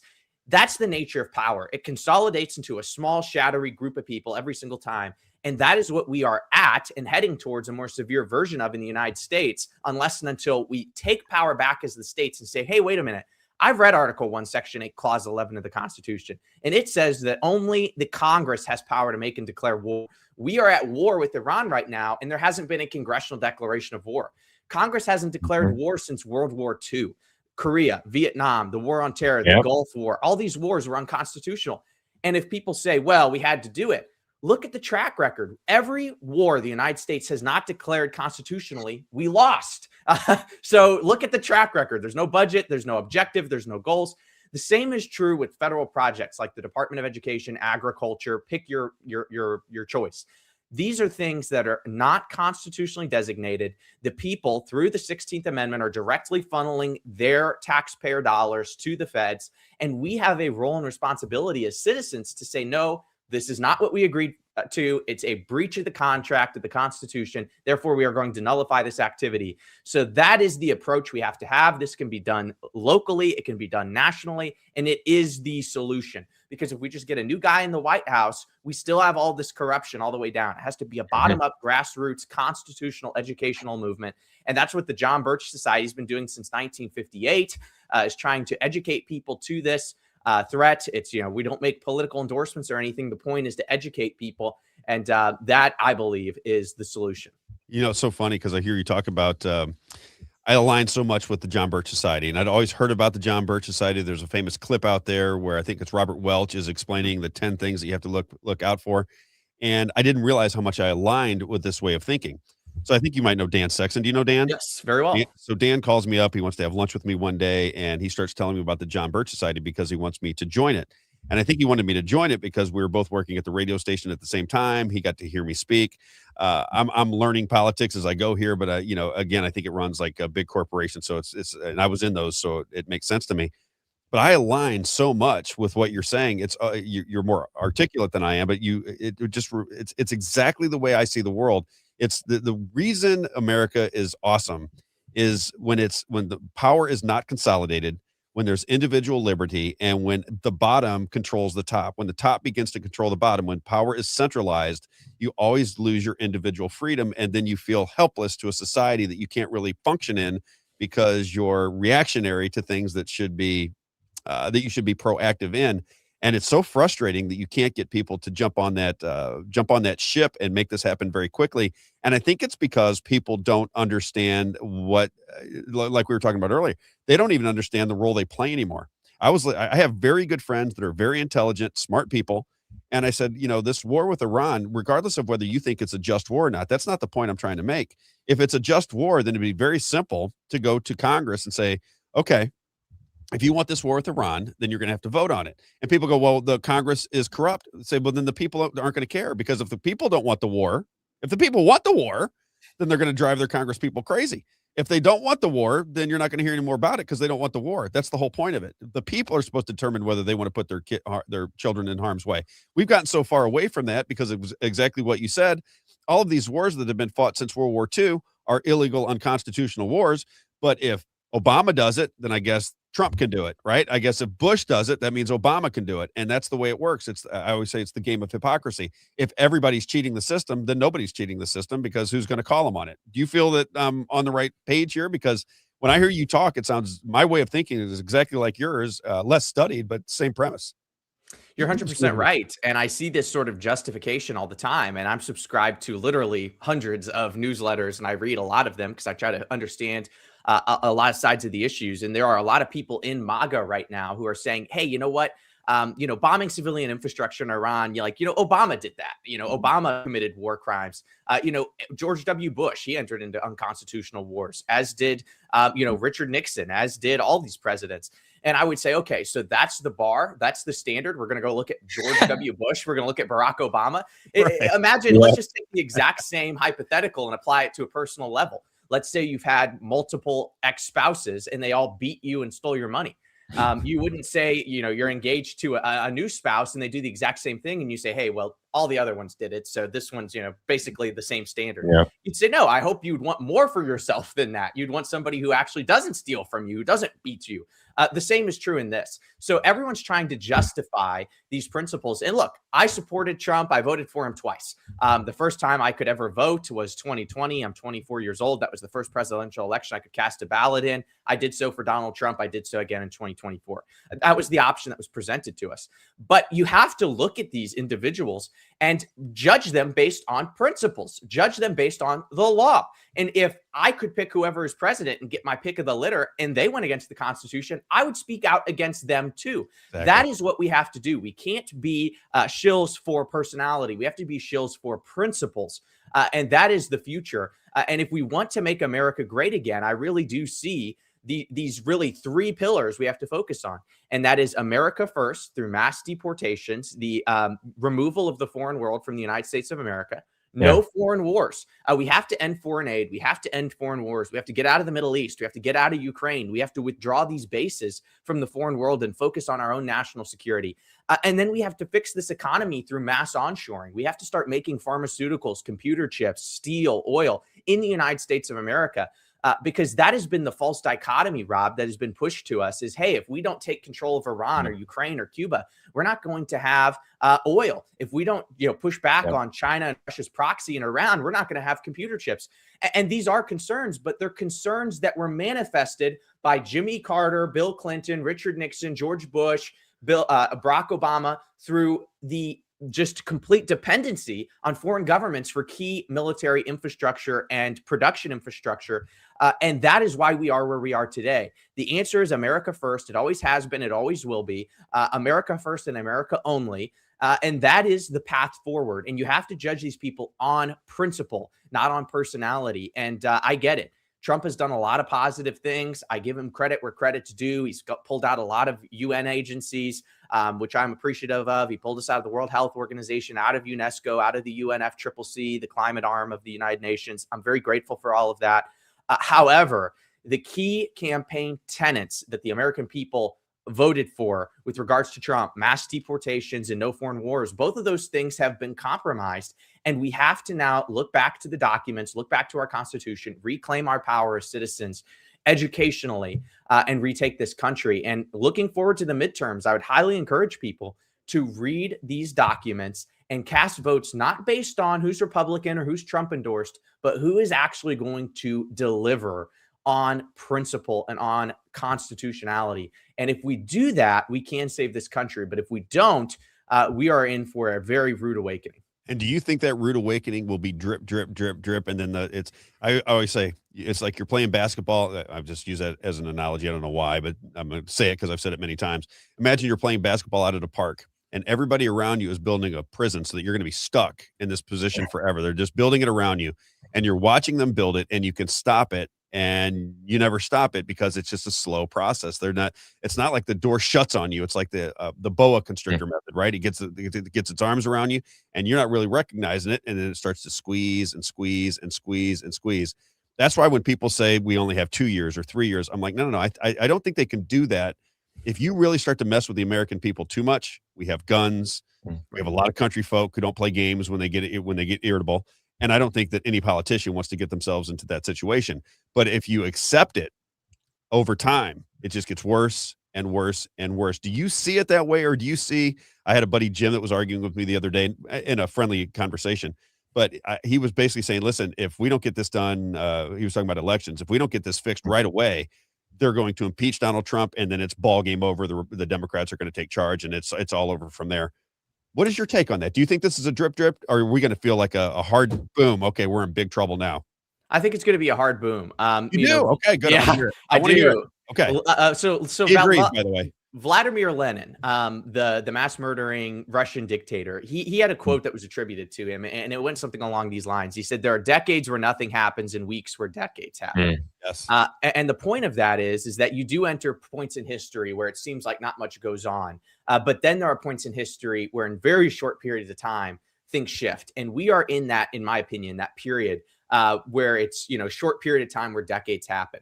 all it's going to take is for some sort of black swan event, some sort of a mass, grid failure, let's just say, for example, or some sort of attack on the homeland, a Pearl Harbor 9/11 style event that could shift us into a multipolar world order. And what do I mean by that? Well, we have been operating for, let's just say, the last 100 years in this idea of a unipolar world order, where the United States, the West, and its coalition has been the key predominant figure in global politics. The United Nations, the World Economic Forum, the Trilateral Commission, the Council on Foreign Relations, these entities that make up, through intergovernmental cooperation, what we'd call the globalist elite. Those entities have recognized that there's only one thing stopping them from achieving their goal of a one world system of government, and that's the United States of America. But we see Mark Carney said this. He's the Prime Minister of Canada. He said this at the World Economic Forum just months ago. He said, we have to shift to a multipolar world order system.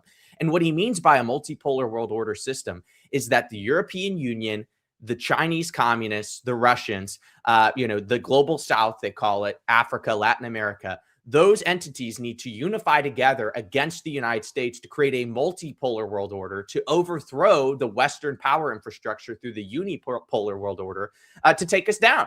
And they're doing that through mass migration. They're doing that through the erosion of our currency. They're doing that through minimizing and diluting our military by having us be involved in all these foreign quagmires. They're doing that through rigging our elections. And the result of this is the deterioration of the American system, the American identity, and making way for this multipolar world order, which will lead to a globalist order.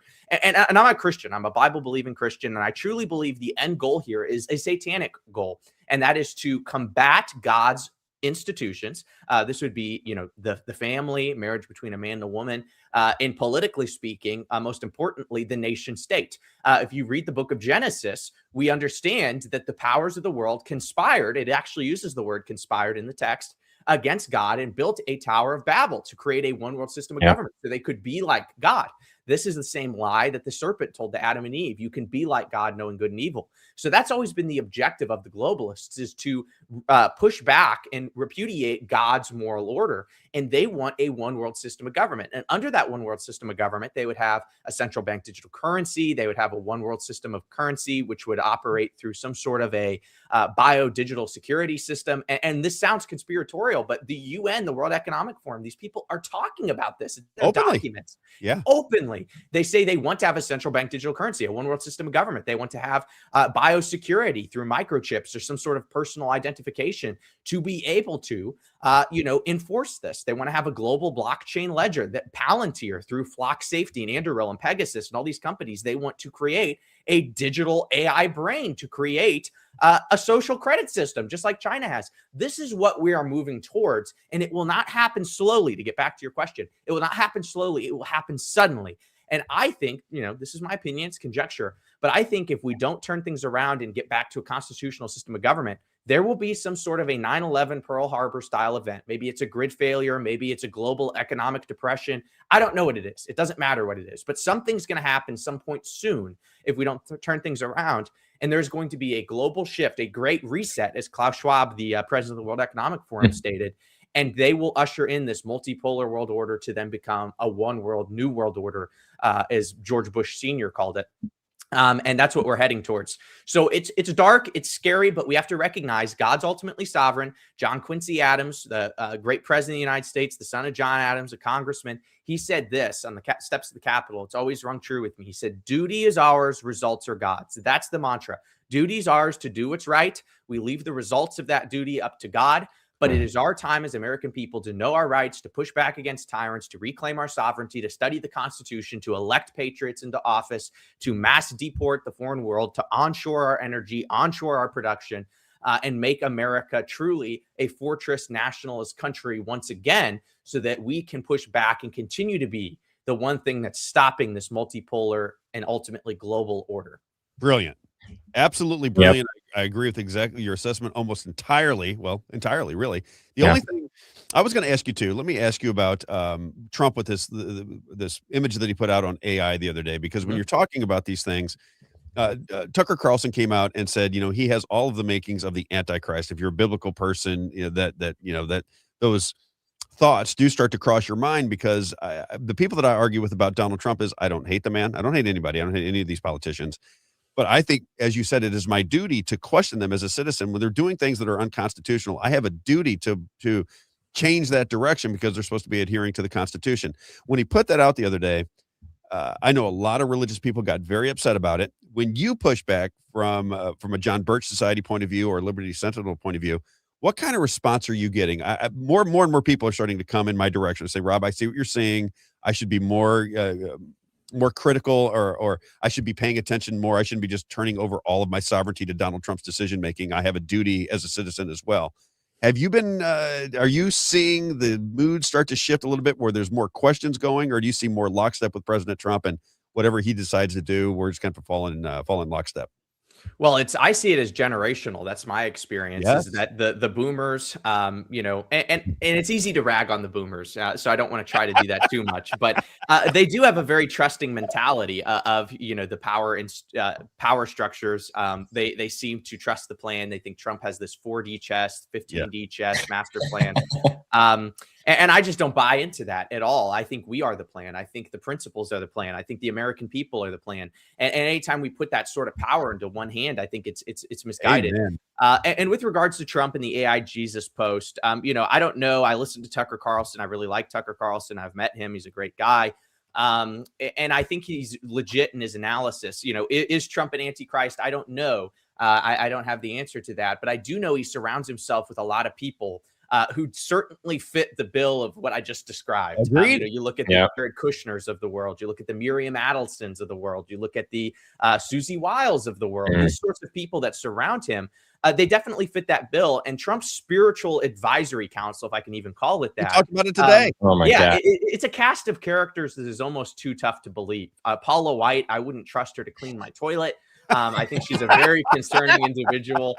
You know, she on Holy Week in the White House looked to the president and said, you know, Jesus was betrayed. You were betrayed. Jesus was, you know, persecuted. You were persecuted. Yeah. And I believe, if my memory serves me right, she even went so far to say, is Jesus resurrected and you politically resurrected?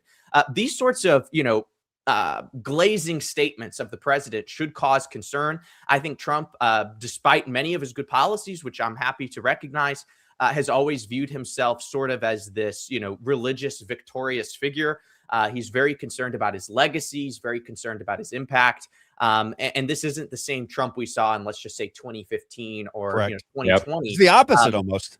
It's the opposite. And I really do pin the turning point to Butler, Pennsylvania. That's really where we saw this pivot in Trump's life, it appears, when he, you know, nearly met death and, you know, was able to survive. And I think he really does see himself as some sort of a political messiah. But I've used the example of Moses and compared Trump to this. I think Trump is a Moses-like figure, you know, just hypothetically speaking, as an illustration. He led the Republican Party out of the slavery of Egypt, right? He exposed fake news. He really birthed this alternative media space where people like Joe Rogan and Theo Von and Tucker Carlson and Candace Owens and, you know, even Nick Fuentes and these sorts of people who can now start to speak, and they have a wide variation of views. I, you know, disagree with all of them and agree with many of them in certain points.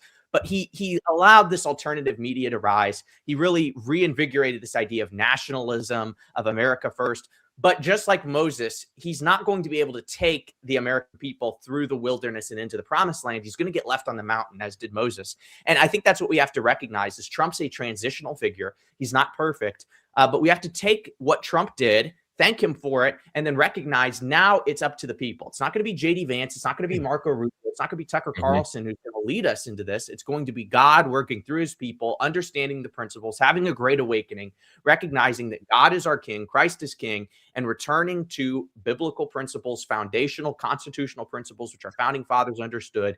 That is the solution. And if we do that, I do think we can have a golden era, a golden age, a great American renaissance. But it's not going to be done through the White House. It's not going to be done through the Congress. It's going to be done through the backyards, the cul-de-sacs, the church pews. And that is the future of America. And anybody who tells you, hey, trust the plan, look to, you know, the upper echelons of power, they're going to figure it out. That person is leading you astray, even though those people at the upper echelons of power may occasionally do the right thing. So that is my, you know, perspective and point of view. And I do hope that we see that sort of great awakening. You are very impressive. So 24 years old. Can I just learn a little bit about you? Because I want to promote your event tonight. 24 years old. Where'd you go to school? Are you a highly educated person, or are you just somebody who went to school and you figured life out on your own? Not by any conventional standards. I was, homeschooled K through 12. I didn't go to college. I met Charlie Kirk when I was 17 years old. He told me not to go to college. I took him up on that advice. And I've just been self-educated. I've surrounded myself with experts in their field. I've learned a lot from people who have gone through things in their lives, whether it be journalism or theology. I try to surround myself with people in my church, people in my professional field, and learn from them. So I didn't go to college, didn't go to public school or private school. I was home educated, did a lot of self-reading and research, really self-taught in many of those ways. And that's how I became where I am today. I'll tell you what, your parents did a great job. I got one other question for you. Are you anticipating to get into politics? Is that something that's on your mind? You seem like you have the ability to communicate, which I think is vital, and you certainly understand the way this country is supposed to be run. Are you thinking about those things? Would you rather work from the outside of the system? How do you look at that particular question? Well, I try to work outside the system. Currently I, I'm very involved in, I live in Florida. I'm very involved in the Florida Republican Party. I'm a member of the West Florida Young Republicans. I try to get engaged in every chance I can. I host a chapter of the John Birch Society in the Florida Panhandle.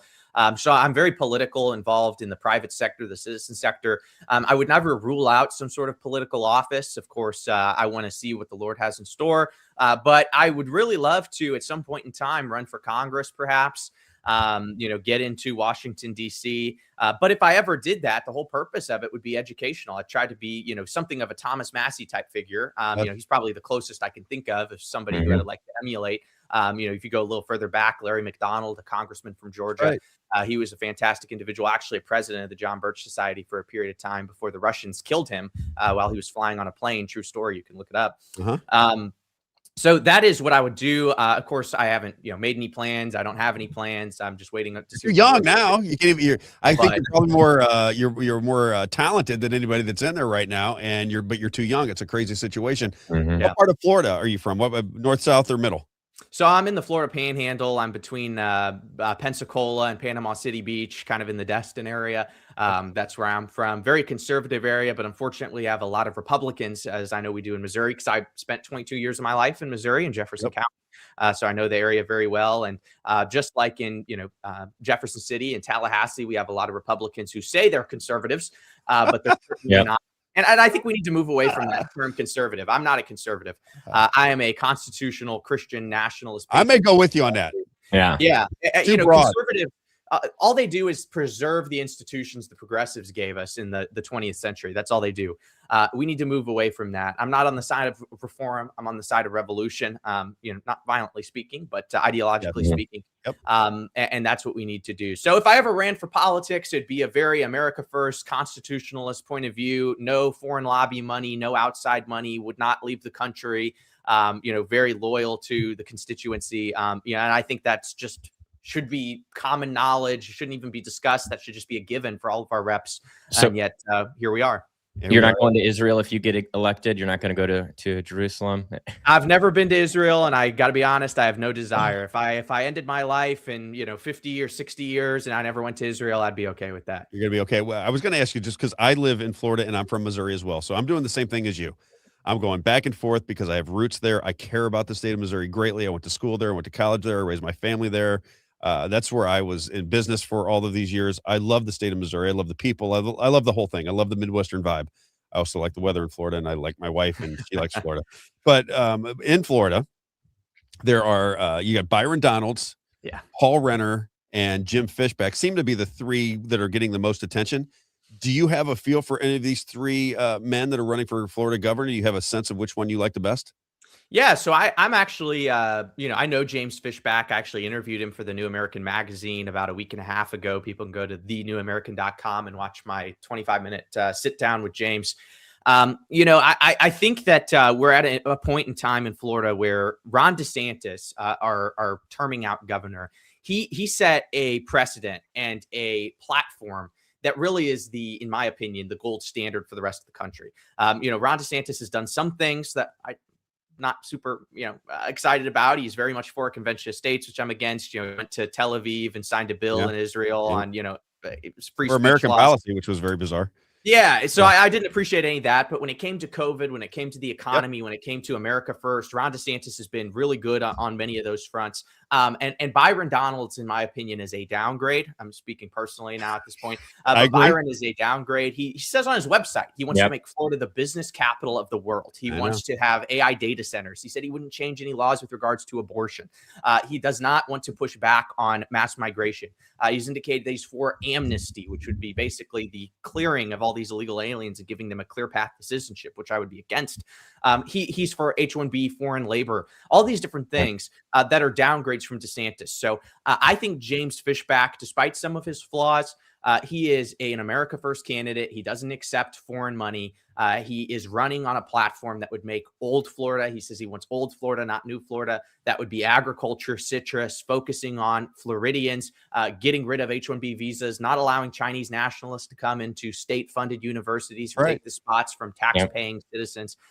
He wants to ban Palantir, ban Flock Safety, ban big AI tech companies from having contracts with the Florida state government. So I think Fishback represents kind of the young person's Gen Z America First politics. And I will say, Rob and Isaiah, I went to a handful of Fishback rallies, and he will give 12, 24-hour notice.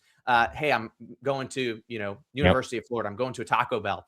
And within 24 hours, 300, 500, 20 to 30-year-olds will show up. And I've talked to them. I've interviewed them. I wrote articles where I quoted these people who show up to these Fishback rallies, and they are blue-collar HVAC workers. They are young men working in finance. And they're like, why does my own government care more about Israel and Iran than they do me?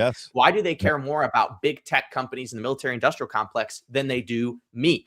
And that sort of politics is what Trump ran on in 2015. That is what got Trump the nomination. But we haven't seen a super good follow through on that.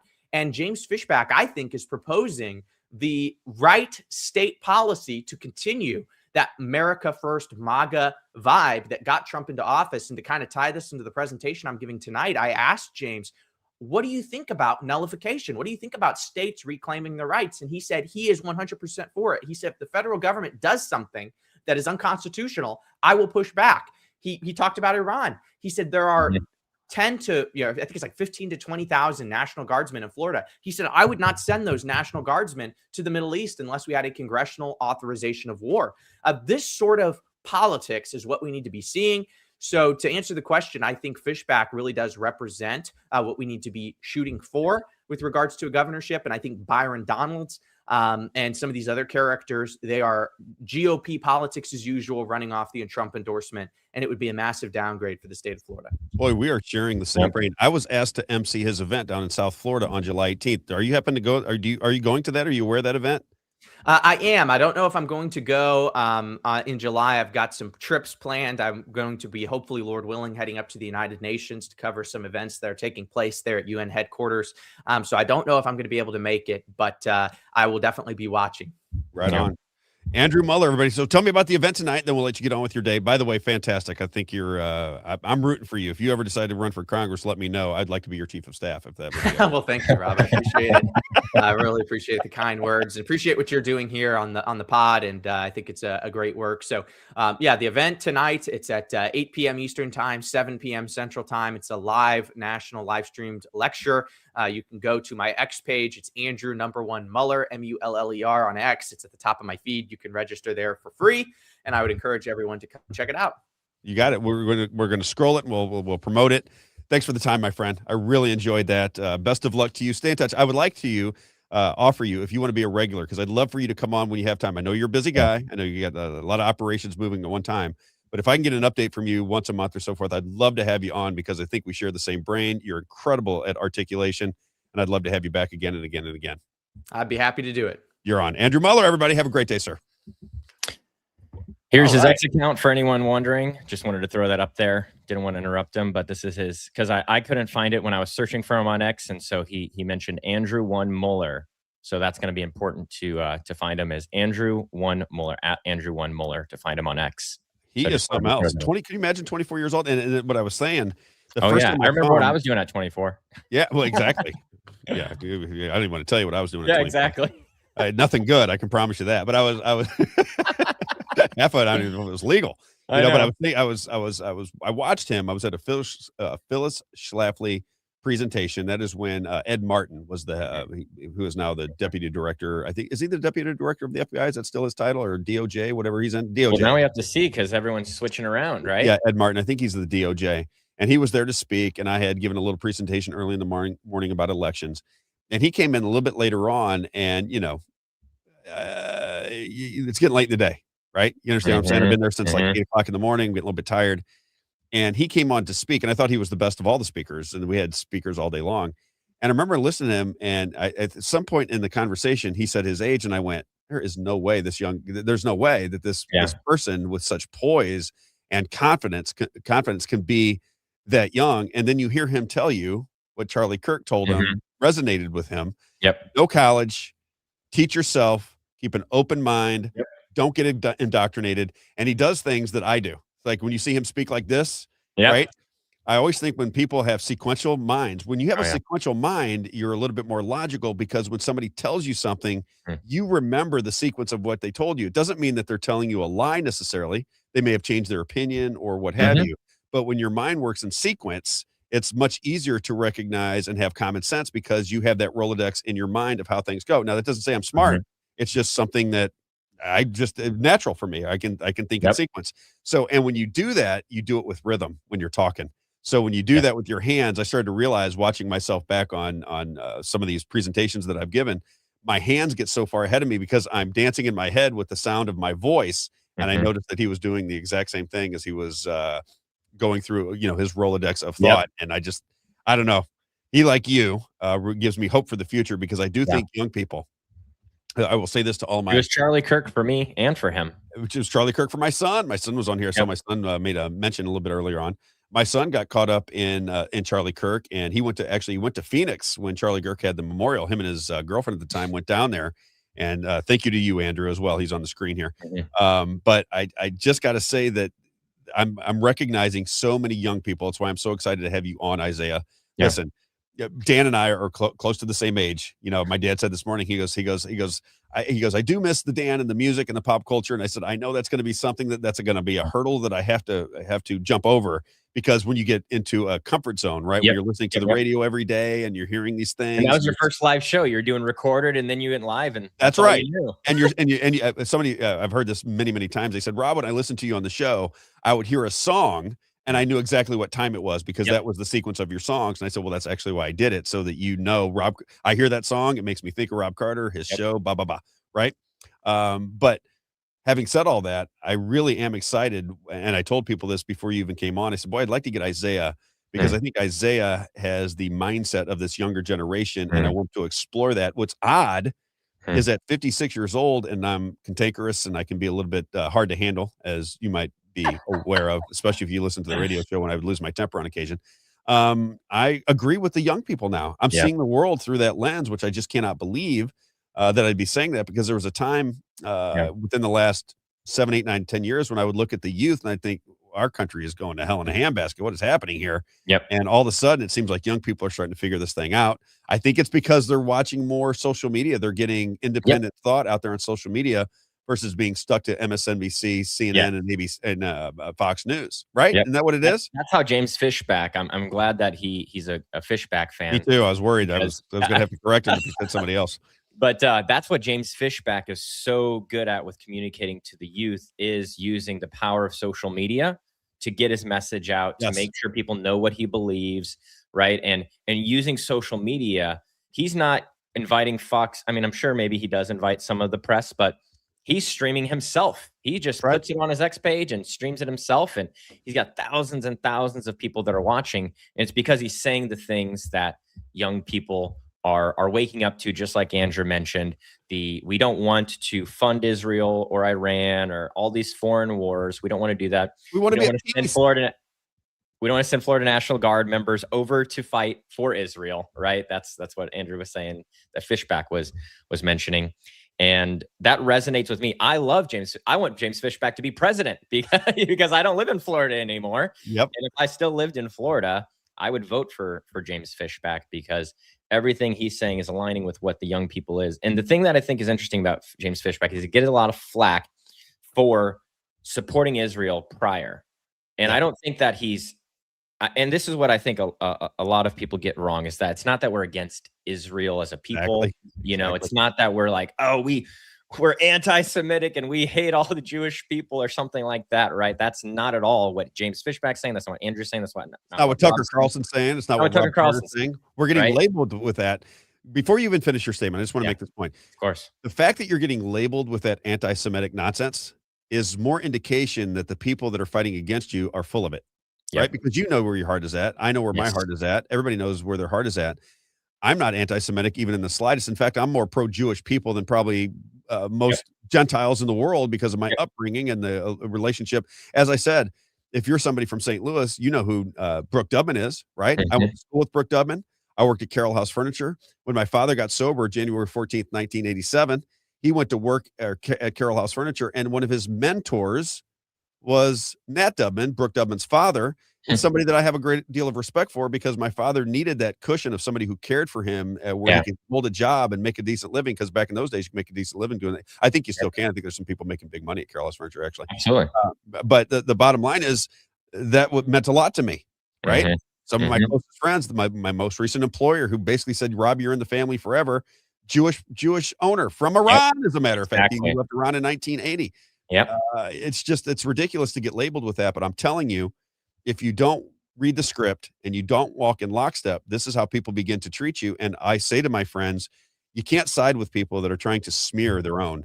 I'm not that person. And when you try to lie about me and try to label me in that manner, it only exposes you. I got the microphone every day. If people want to hear what I have to say and make judgment on me, if I didn't like anybody, I would tell you, right? I mean, what do I got to lose? I mean, I'm on my own podcast. I run my own show. If I am mad at somebody, or I think somebody's a heathen, or I think somebody is anti-American, or they're trying to hurt this country or hurt my family or hurt people that I love, I'm going to let you know. Right? I mean, I got nothing holding me back at all. So getting painted with that really irritates the hell out of me because I don't want my friends to hear that. I don't want people that I love to think that that's where my heart is at because they heard a rumor somewhere. Oh, yeah. It's me. It's so funny on the social media platforms, specifically X, because people will see my views and how I interact with things, and they will just attack me and say, oh, look, you look like a poster boy for the Hitler Youth. And I've actually saw something like that on you before. Yeah. Oh, wow. And I think it's ironic because I always tell them, well, you don't know that my dad's Jewish. And so, you know, it's ironic that you label me that. And that's how I feel. Just getting back to the James Fishback thing is. Yes, go ahead. I'm sorry. He is 100% hitting the nail on the head for the young people. That's why, just like Andrew said, he puts out a poster today. He's going to have 300 to 500 people at his event because he's resonating not just with one group of people, but with all these young people. Just like Andrew said, whether they're working in HVAC, they're blue collar, whether they're a finance guy and white collar.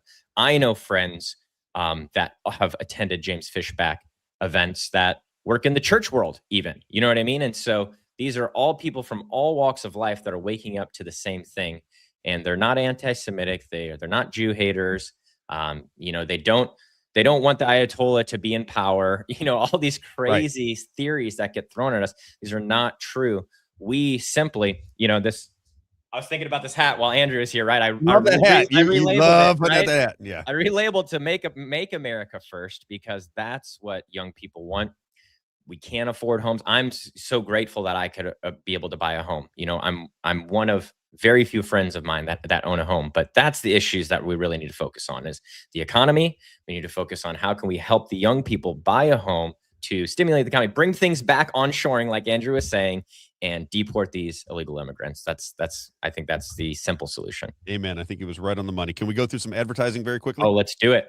All right. And I'm saving this for the end of the show now. When we get to May 1st, we'll probably move this to maybe the beginning of the first hour. I want our advertisers to maybe even like 10:30, right in the middle, right? Yeah, we'll figure something out. I want to make sure that when we have the listening audience engaged, that they understand how everything works in the world. Because a lot of people, I'm one of them, right? I'll listen to shows all the time and I never really pay attention to the advertisers. But the advertisers in this particular situation will come on the show. They'll be a part of the show because they're into making Missouri better. That's what they're trying to do. And they support me because they see somebody who is willing to take all the slings and arrows. They see somebody that is confident in their viewpoint, but also trying to be humble, right? I try to be humble. If somebody has a different opinion, I say, okay, let's just hash it out. Let's not get mad at each other. Give me your opinion, and I'll give you the respect of your opinion. Yep. And I think they recognize that, and they also see that there's emotion there, because this is not a game to me, right? I'm 56 years old. I've had a great life. If I die tomorrow, it'll be a way better life than I ever anticipated. Yep. That doesn't mean that my child is going to have that same life, and his child is going to have the same life, and her child's going to have the same life. I think that Ronald Reagan hit it right on the head. Freedom is just one generation away, right? You're just one generation away from losing your freedom. And I think that that's real. And as you get older, you get a little more sentimental about all the great things that the country has allowed you to experience, and you don't want to ruin it. In one generation, we went away from marriage being between a man and a woman to gay marriage, to transgender ideology, to the furries, and so that's one generation. It didn't take that long for postmodernism to seep into society, to deconstruct people's belief in God and say, it's not God, it's your government that you need to be loyal to. Amen. And I was going to say too, my wife and I were watching a movie last night. You ever check out Netflix or Amazon or this? Oh yeah. Netflix. There's not a movie on Netflix that we've watched recently where I don't see two dudes tonguing on each other. Oh yeah. It's the most bizarre thing in the world. So remember when Obama got involved with Netflix? I really wasn't paying attention to it. And listen, all my gay friends out there, do your thing. Whatever's going on is fine with me. But I don't understand the promotion. It is so over the top. It's just incredible. My wife and I almost don't watch Netflix anymore unless there's something. We said, hey, this is really good. You can find it on Netflix. Mainly documentaries for me. Documentaries. That's where I like to watch it too, oddly enough. But it's just this constant normalization of homosexual activity, this constant normalization of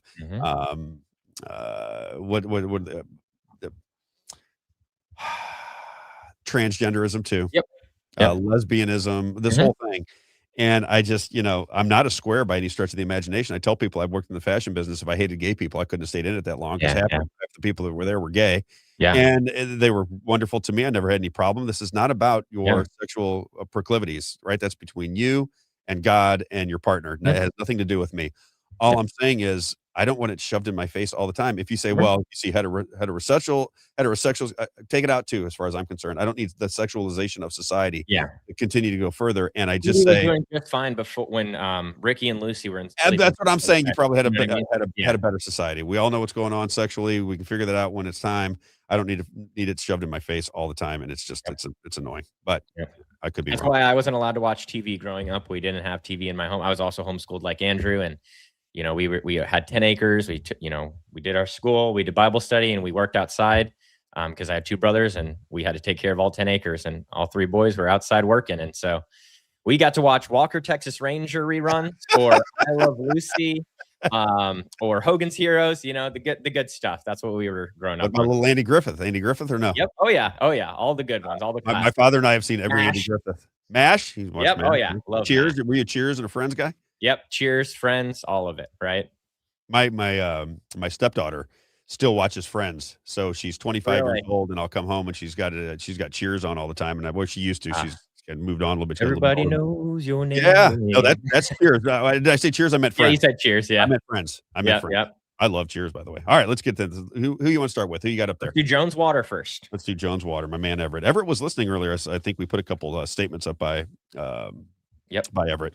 So Everett Jones, this is what I would say to everybody. I say it every day because it doesn't need to be any different. I don't need to come up with anything new.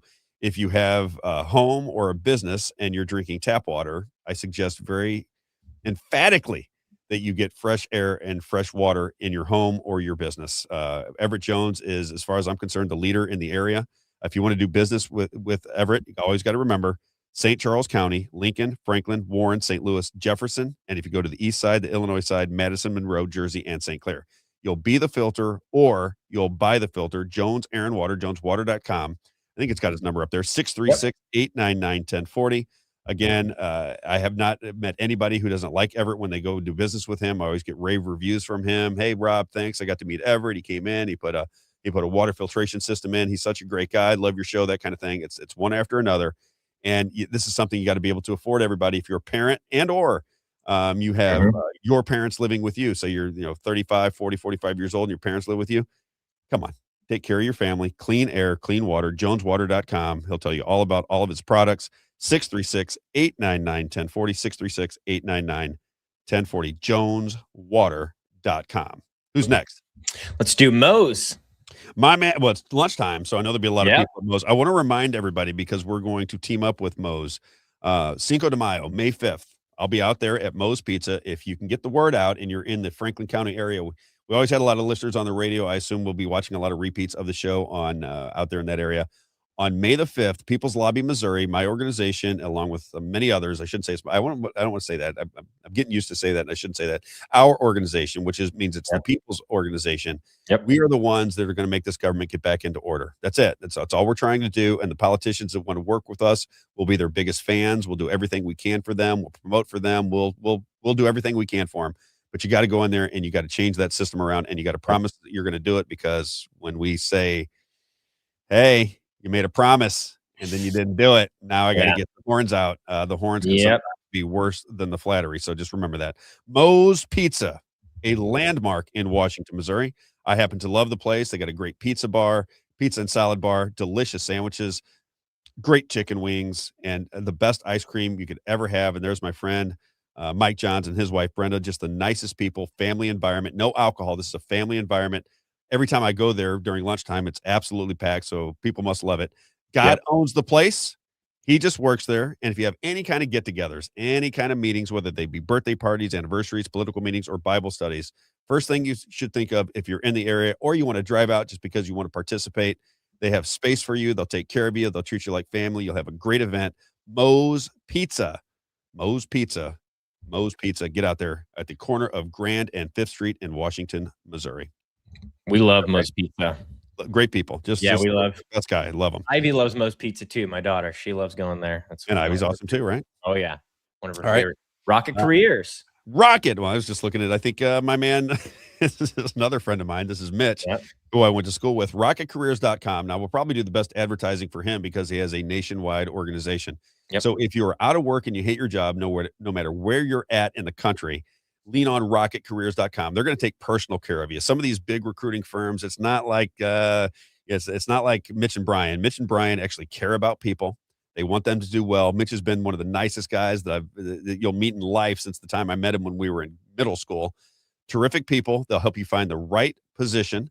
They'll vet you for the employer, but they'll also give you an elevator pitch. They'll work with your resume, and then you say, hey, I want to do this. Here's my skill set. They'll put you in connection all around the country. Wherever you want to look for work, they'll help you find a job and help you launch a new career. You can reach them at Rocket, ROCKIT careers.com, 636-778-2419. If you're an employer or an employee, they can take care of you. RocketCareers.com.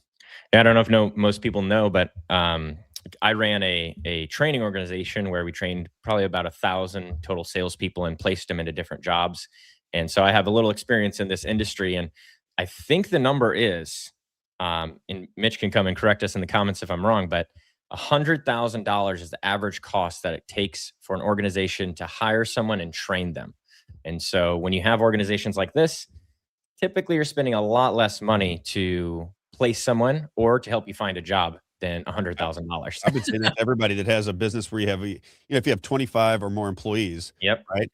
And you are a business owners, small business owners they're generally working 24 hours a day. They can't take their mind off it. They're working like crazy. And finding good people to work is never easy. So always lean on somebody who has your best interest at heart. They're trying to do the right thing, good people, and they'll find the right people to make your business that much stronger. Rocket, ROCKIT Careers, rocketcareers.com. Rick Abbott's. My man Ricky made us some money again yesterday. This guy is like got the magic touch with my wife. She's falling in love with Rick. I'm gonna have to separate him. I need to call him. Well, he just called. She was actually in the app yesterday praising him because when we were doing the show again, he called her and he said, you need to change your money around in your 401k. Here's what you need to do, blah, blah, blah. And so she put a comment there about how much she loved him because you realize how much money we've made since we've been working with Rick. And I said, she told me the number. I don't want to say it, but I'm like, really? And she goes, and by the way, he's on vacation. He didn't even know you were on a show because he tried to get on Facebook and he couldn't get on. So that second or third day when Facebook was shut down, he couldn't even find us. So, anyway, this is encouraging because we have so many people already watching. This is starting to happen. It's absolutely starting to happen. Mitch Mandel for rocketcareers.com. Yep. Cheaper to keep them. That's so true. Carrington Financial. Now I'm mixing them up. yourcaringadvisor.com. My man, Rick Bavitz. You can reach him at 314-671-0525. What I'll say about Rick Bavitz is he's made me money. He's been very patient, so he walks you through everything. He's got that personality where he can explain things over a long period of time. If you are curious about the market, if you're curious about what's going to go on with digital currencies, if you're interested in anything, whether it be gold, silver, he'll walk you through it, and he'll give you, if you prefer, he'll give you the political environment that leads him to those decisions, because the politics and the economic systems work hand in hand. I think somebody who has a very strong grasp on history, a very strong grasp on economics, a very strong understanding of the markets and the politics of the world is where I'd want to put my money. At least give him listen to him for an opinion. 314-671-0525. Rick Bavitz, you got it right there on the screen. Financial planning expert, biblical principles with your money. Valvoline Express. My man Tony Clark. I saw in our peopleslobbymissouri.com, peopleslobbymissouri.com. He gave us a very generous donation yesterday. These people have been so supportive. Valvoline-Express Care. Valvoline-Express Care. Locations in Warrenton, Missouri, Cape Girardeau, St. Peter's Parkway, Mid Rivers Mall Drive, Troy, Illinois, and Lee May Ferry Road. As he likes to say, there it is. They're up on the screen. They're beautiful. He says 15 minutes from Bay to on your way, and he wanted me to express that to everybody. He says, listen, most of the complaints that I got, because I've been in this business for, I think he said 30-something years, he goes, the complaints you get when you get an oil change is either it takes too long or people are trying to pressure you into spending more money with them. They get you in there for the oil change, and then you need this, you need that, you need this, you need that. And he said, and it just used to irritate people. So I tell everybody, listen, we'll tell you some things you might need, but there will be absolutely no pressure. Our guys are trained not to pressure you. 15 minutes from Bay, you get into the Bay, and you're on your way in 15 minutes. No appointments, no sales pressure, all Valvoline branded products. And you can look up all of their services and his locations at Valvoline-expresscare.com. One more time with the locations, if you're listening audio instead of visual: Warrenton, Cape Girardeau, St. Peter's Parkway, Mid Rivers Mall Drive, Troy, Illinois, and Lee May Ferry Road. And then last, and Warrenton. And is it Warrenton on there too? Yep, I went to his Warrenton's the first one. Did I not say that? Yeah, Warrenton, Cape Girardeau, St. Peter's Parkway, Mid Rivers Mall Drive, Troy, Illinois, and Lee May Ferry Road. Yeah, I've been there many times to the Warrenton one, because that's where we lived before we bought our house. So I do this. This is the way I work it. If I see anybody that I know at any other place getting their oil changed, I'm not friends with them anymore. I might be nice to you when I see you, but if I recognize that you're not participating with my advertisers, we can't be friends anymore. You pull the Trump move. It's a hard, fast rule. Yeah, that's I call that the Trump move. You know, it's like cheating on me, right? It's like, where'd you go for that oil change? I don't see the sticker on your window. Now I judge who I'm good. Like when people try to get a hold of me, they want to come on the show, or they want me to be in an event, or what they want me to MC or whatever is going on.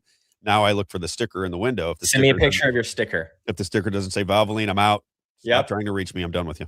And then we got Grace Hauling. Grace Hauling. So this is Gary Schneider again. If you're from the Missouri area, definitely the St. Charles County area, you know that gracehauling.com and Gary Schneider do a lot for Republican politics. And I mean, they're doing it the right way, though. They're right on our page. They agree with the Republican Party platform. They try to get information out to people. He's one of the nicest guys you'd ever want to meet. He supports a lot of great causes. gracehauling.com. Again, if you are a commercial customer, 2, 4, 6, and 8-yard dumpsters. You'll see those dumpsters all over the St. Charles County area. They like to pride themselves on outstanding customer service and competitive pricing. And I said, Gary, just tell me what you want to say about your business. He said, Rob, I don't really care. And I said, well, give me something you want to say. And he said, I don't know, but for the grace of God, I wouldn't have such a thriving business. I said, well, that's perfect. That's what people want to hear. Yeah. But the grace of God, that's why they call it gracehauling.com. But for the grace of God, they would not have such a thriving business. And last but not least, if you are a residential customer, trash pickup, recyclables, yard waste, and bulk pickups, they'll take care of you. gracehauling.com. Look for their the little dumpster with Grace Hauling on it. And if you want to reach them by phone, 636-398-8060. One more time, because I was slobbering on that one. 636-398-8060, or you can check them out at gracehauling.com. Gracehauling.com. Gracehauling.com. All right. I think It was that's all like we got today. Anything the else? old Jones Water ads, reading the phone number there, like the Yeah. old. Yeah. I'm starting to remember them off the top of my head. And then I want to look at it because I just know there's going to be one time when I give the wrong number and it's going to drive me crazy. We had so much to get through today, and I got a ton to get through tomorrow as well. But we're trying all these different methods. I want to see where the audience comes from. I'm sure we had a big local audience today because that was primarily what we talked about. We're going to do this. It's almost like a radio station that we did today. You're going to see podcast versions where it comes out. It's going to be primarily me. I'm going to talk about a topic. I'm going to do the Tucker Carlson thing at times. I ask that you stick with it. The shows can be different every single day, but ultimately all we're trying to do is make the world a better place. We're trying to make sure that we take care of our advertisers and that we bring you entertainment and information every single day. That is the plan. If you want to donate to us, I say don't donate to me, donate to our organization, because that's ultimately what we're trying to get off the ground. Let's do People's Lobby little ad too. And I appreciate, by the way, we gotta start posting the people that are putting in money, because I just think it is such a nice thing. We got some big donations yesterday, and I just thought it was so fantastic. People's Lobby Mo.com. We'll update the website here before too terribly long. We're going to get because that's a radio station video that was up. We're talking about the ants on that one. The ants have to organize, has been my theory. Meaning the little people have to get together before the monster steps on you. And People's Lobby Missouri, you can read about our mission statement. We're interested in taxes. We're interested in elections. We're interested in education, and we're interested in accountability. It's right there on the screen for you. So all of the things that you want are the things that we advocate for. We are nobody's enemy. We are not looking to start fights with everybody unless they want to start one with us. But ultimately, we are going to pressure them into compliance with the Constitution, with doing their duty, and doing it without lying and misleading voters, which seems to be a little bit more rampant than I had once believed. Anything else, my friend? Oh, that's the best way you can support the show, is to go donate to People's Lobby Missouri. You support People's Lobby Missouri, you're supporting the Robb Carter Show. So, or if you are on Rumble, feel free to drop in a donation in Rumble as well. Excellent. All right, brother. Have a great day. How about that? We're doing 3 hours and 38 minutes live. No limits now. Live and no breaks. It's unbelievable. The Robb Carter Unchained. Well, that's what I'm saying. If we get a big event that goes down, we could be on for 5 or 6 hours, just kind of talking through. And today we're able to engage. I had my system set up wrong. If people were wondering why we were engaging today with comments, I didn't see them. I didn't see them on my screen. And Isaiah said, "Hey, dummy. Hey, almost boomer, almost boomer. This is how we do it." And then he said, "You can respond to these people." I didn't call him a dummy. Don't worry. No. You were thinking it. I could tell, but it's on the right, and now I can respond. So if you have something to say, if you want us to respond to you, if you want to give us information that might be breaking or stories that you want us to talk about, all you got to do is just join us in the chat, wherever you're at, whether it be Facebook, Rumble, X, you name it, YouTube, wherever you're at, it will populate on the screen. Everybody will be able to see it, and we'll have a communal conversation moving forward. Where do you want them to send tips? If they got tips about a story, if they got tips maybe about a corrupt politician or something that's going on, where should they send some tips? But everybody knows I don't want to say, because we're getting ready to move it to a new website. We're still building this website that we'll work on this weekend. Ultimately, we're going to give you a website name. Everything will be there. All you have to do is tell your friends, go to this website, and all of Robb's information is there if you want to listen live, which, the radio audience likes to listen to it live. So I imagine we're capturing a lot of the loyal radio audience. But I got to tell my radio audience that there are millions of people that like to watch in podcast form. They want to watch it when they want to watch it. They work during the day. They come home. Family goes to bed. They might watch it at 9 o'clock. They might watch it with their family on YouTube. A buddy of mine sent me a picture just last night of him and his family watching it on TV. And I thought, well, that's cool. That's kind of a good thing to see. But people watch it when they want to watch it. That's the great thing about podcasting, is you're not in a little box. It's 24/7. If you want to go back and see an interview that we did in the past, you'll be able to see that.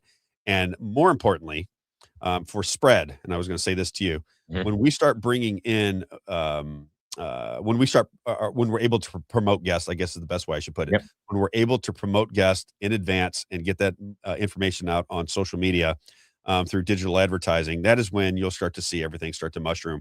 How long that's going to take, I don't think we were suppressed today. I know I couldn't get on X right away. I noticed that. Looks like you're good now. But it looks like we're getting there now. So if we're able to get this message out and nobody is messing with us, then we should be fine. We should have a big audience. So we're already having a very good, nice size audience, but it should be leaps and bounds within the next 6 months. I would say you'll start to see it grow immediately starting May 1st.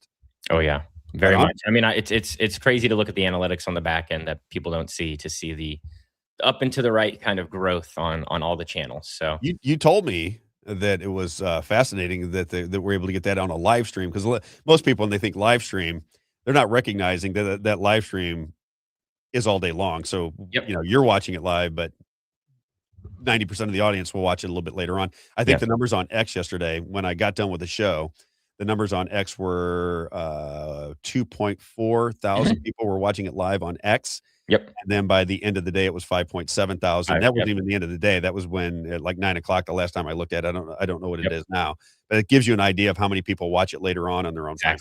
So anyway, that's all we got for you. Isaiah, great to see you, my friend. Have a great day. We'll talk a little bit later on today. That's all we got for you, everybody. We'll see you tomorrow morning at 9 a.m. on the Robb Carter Show. Have a great day, everybody.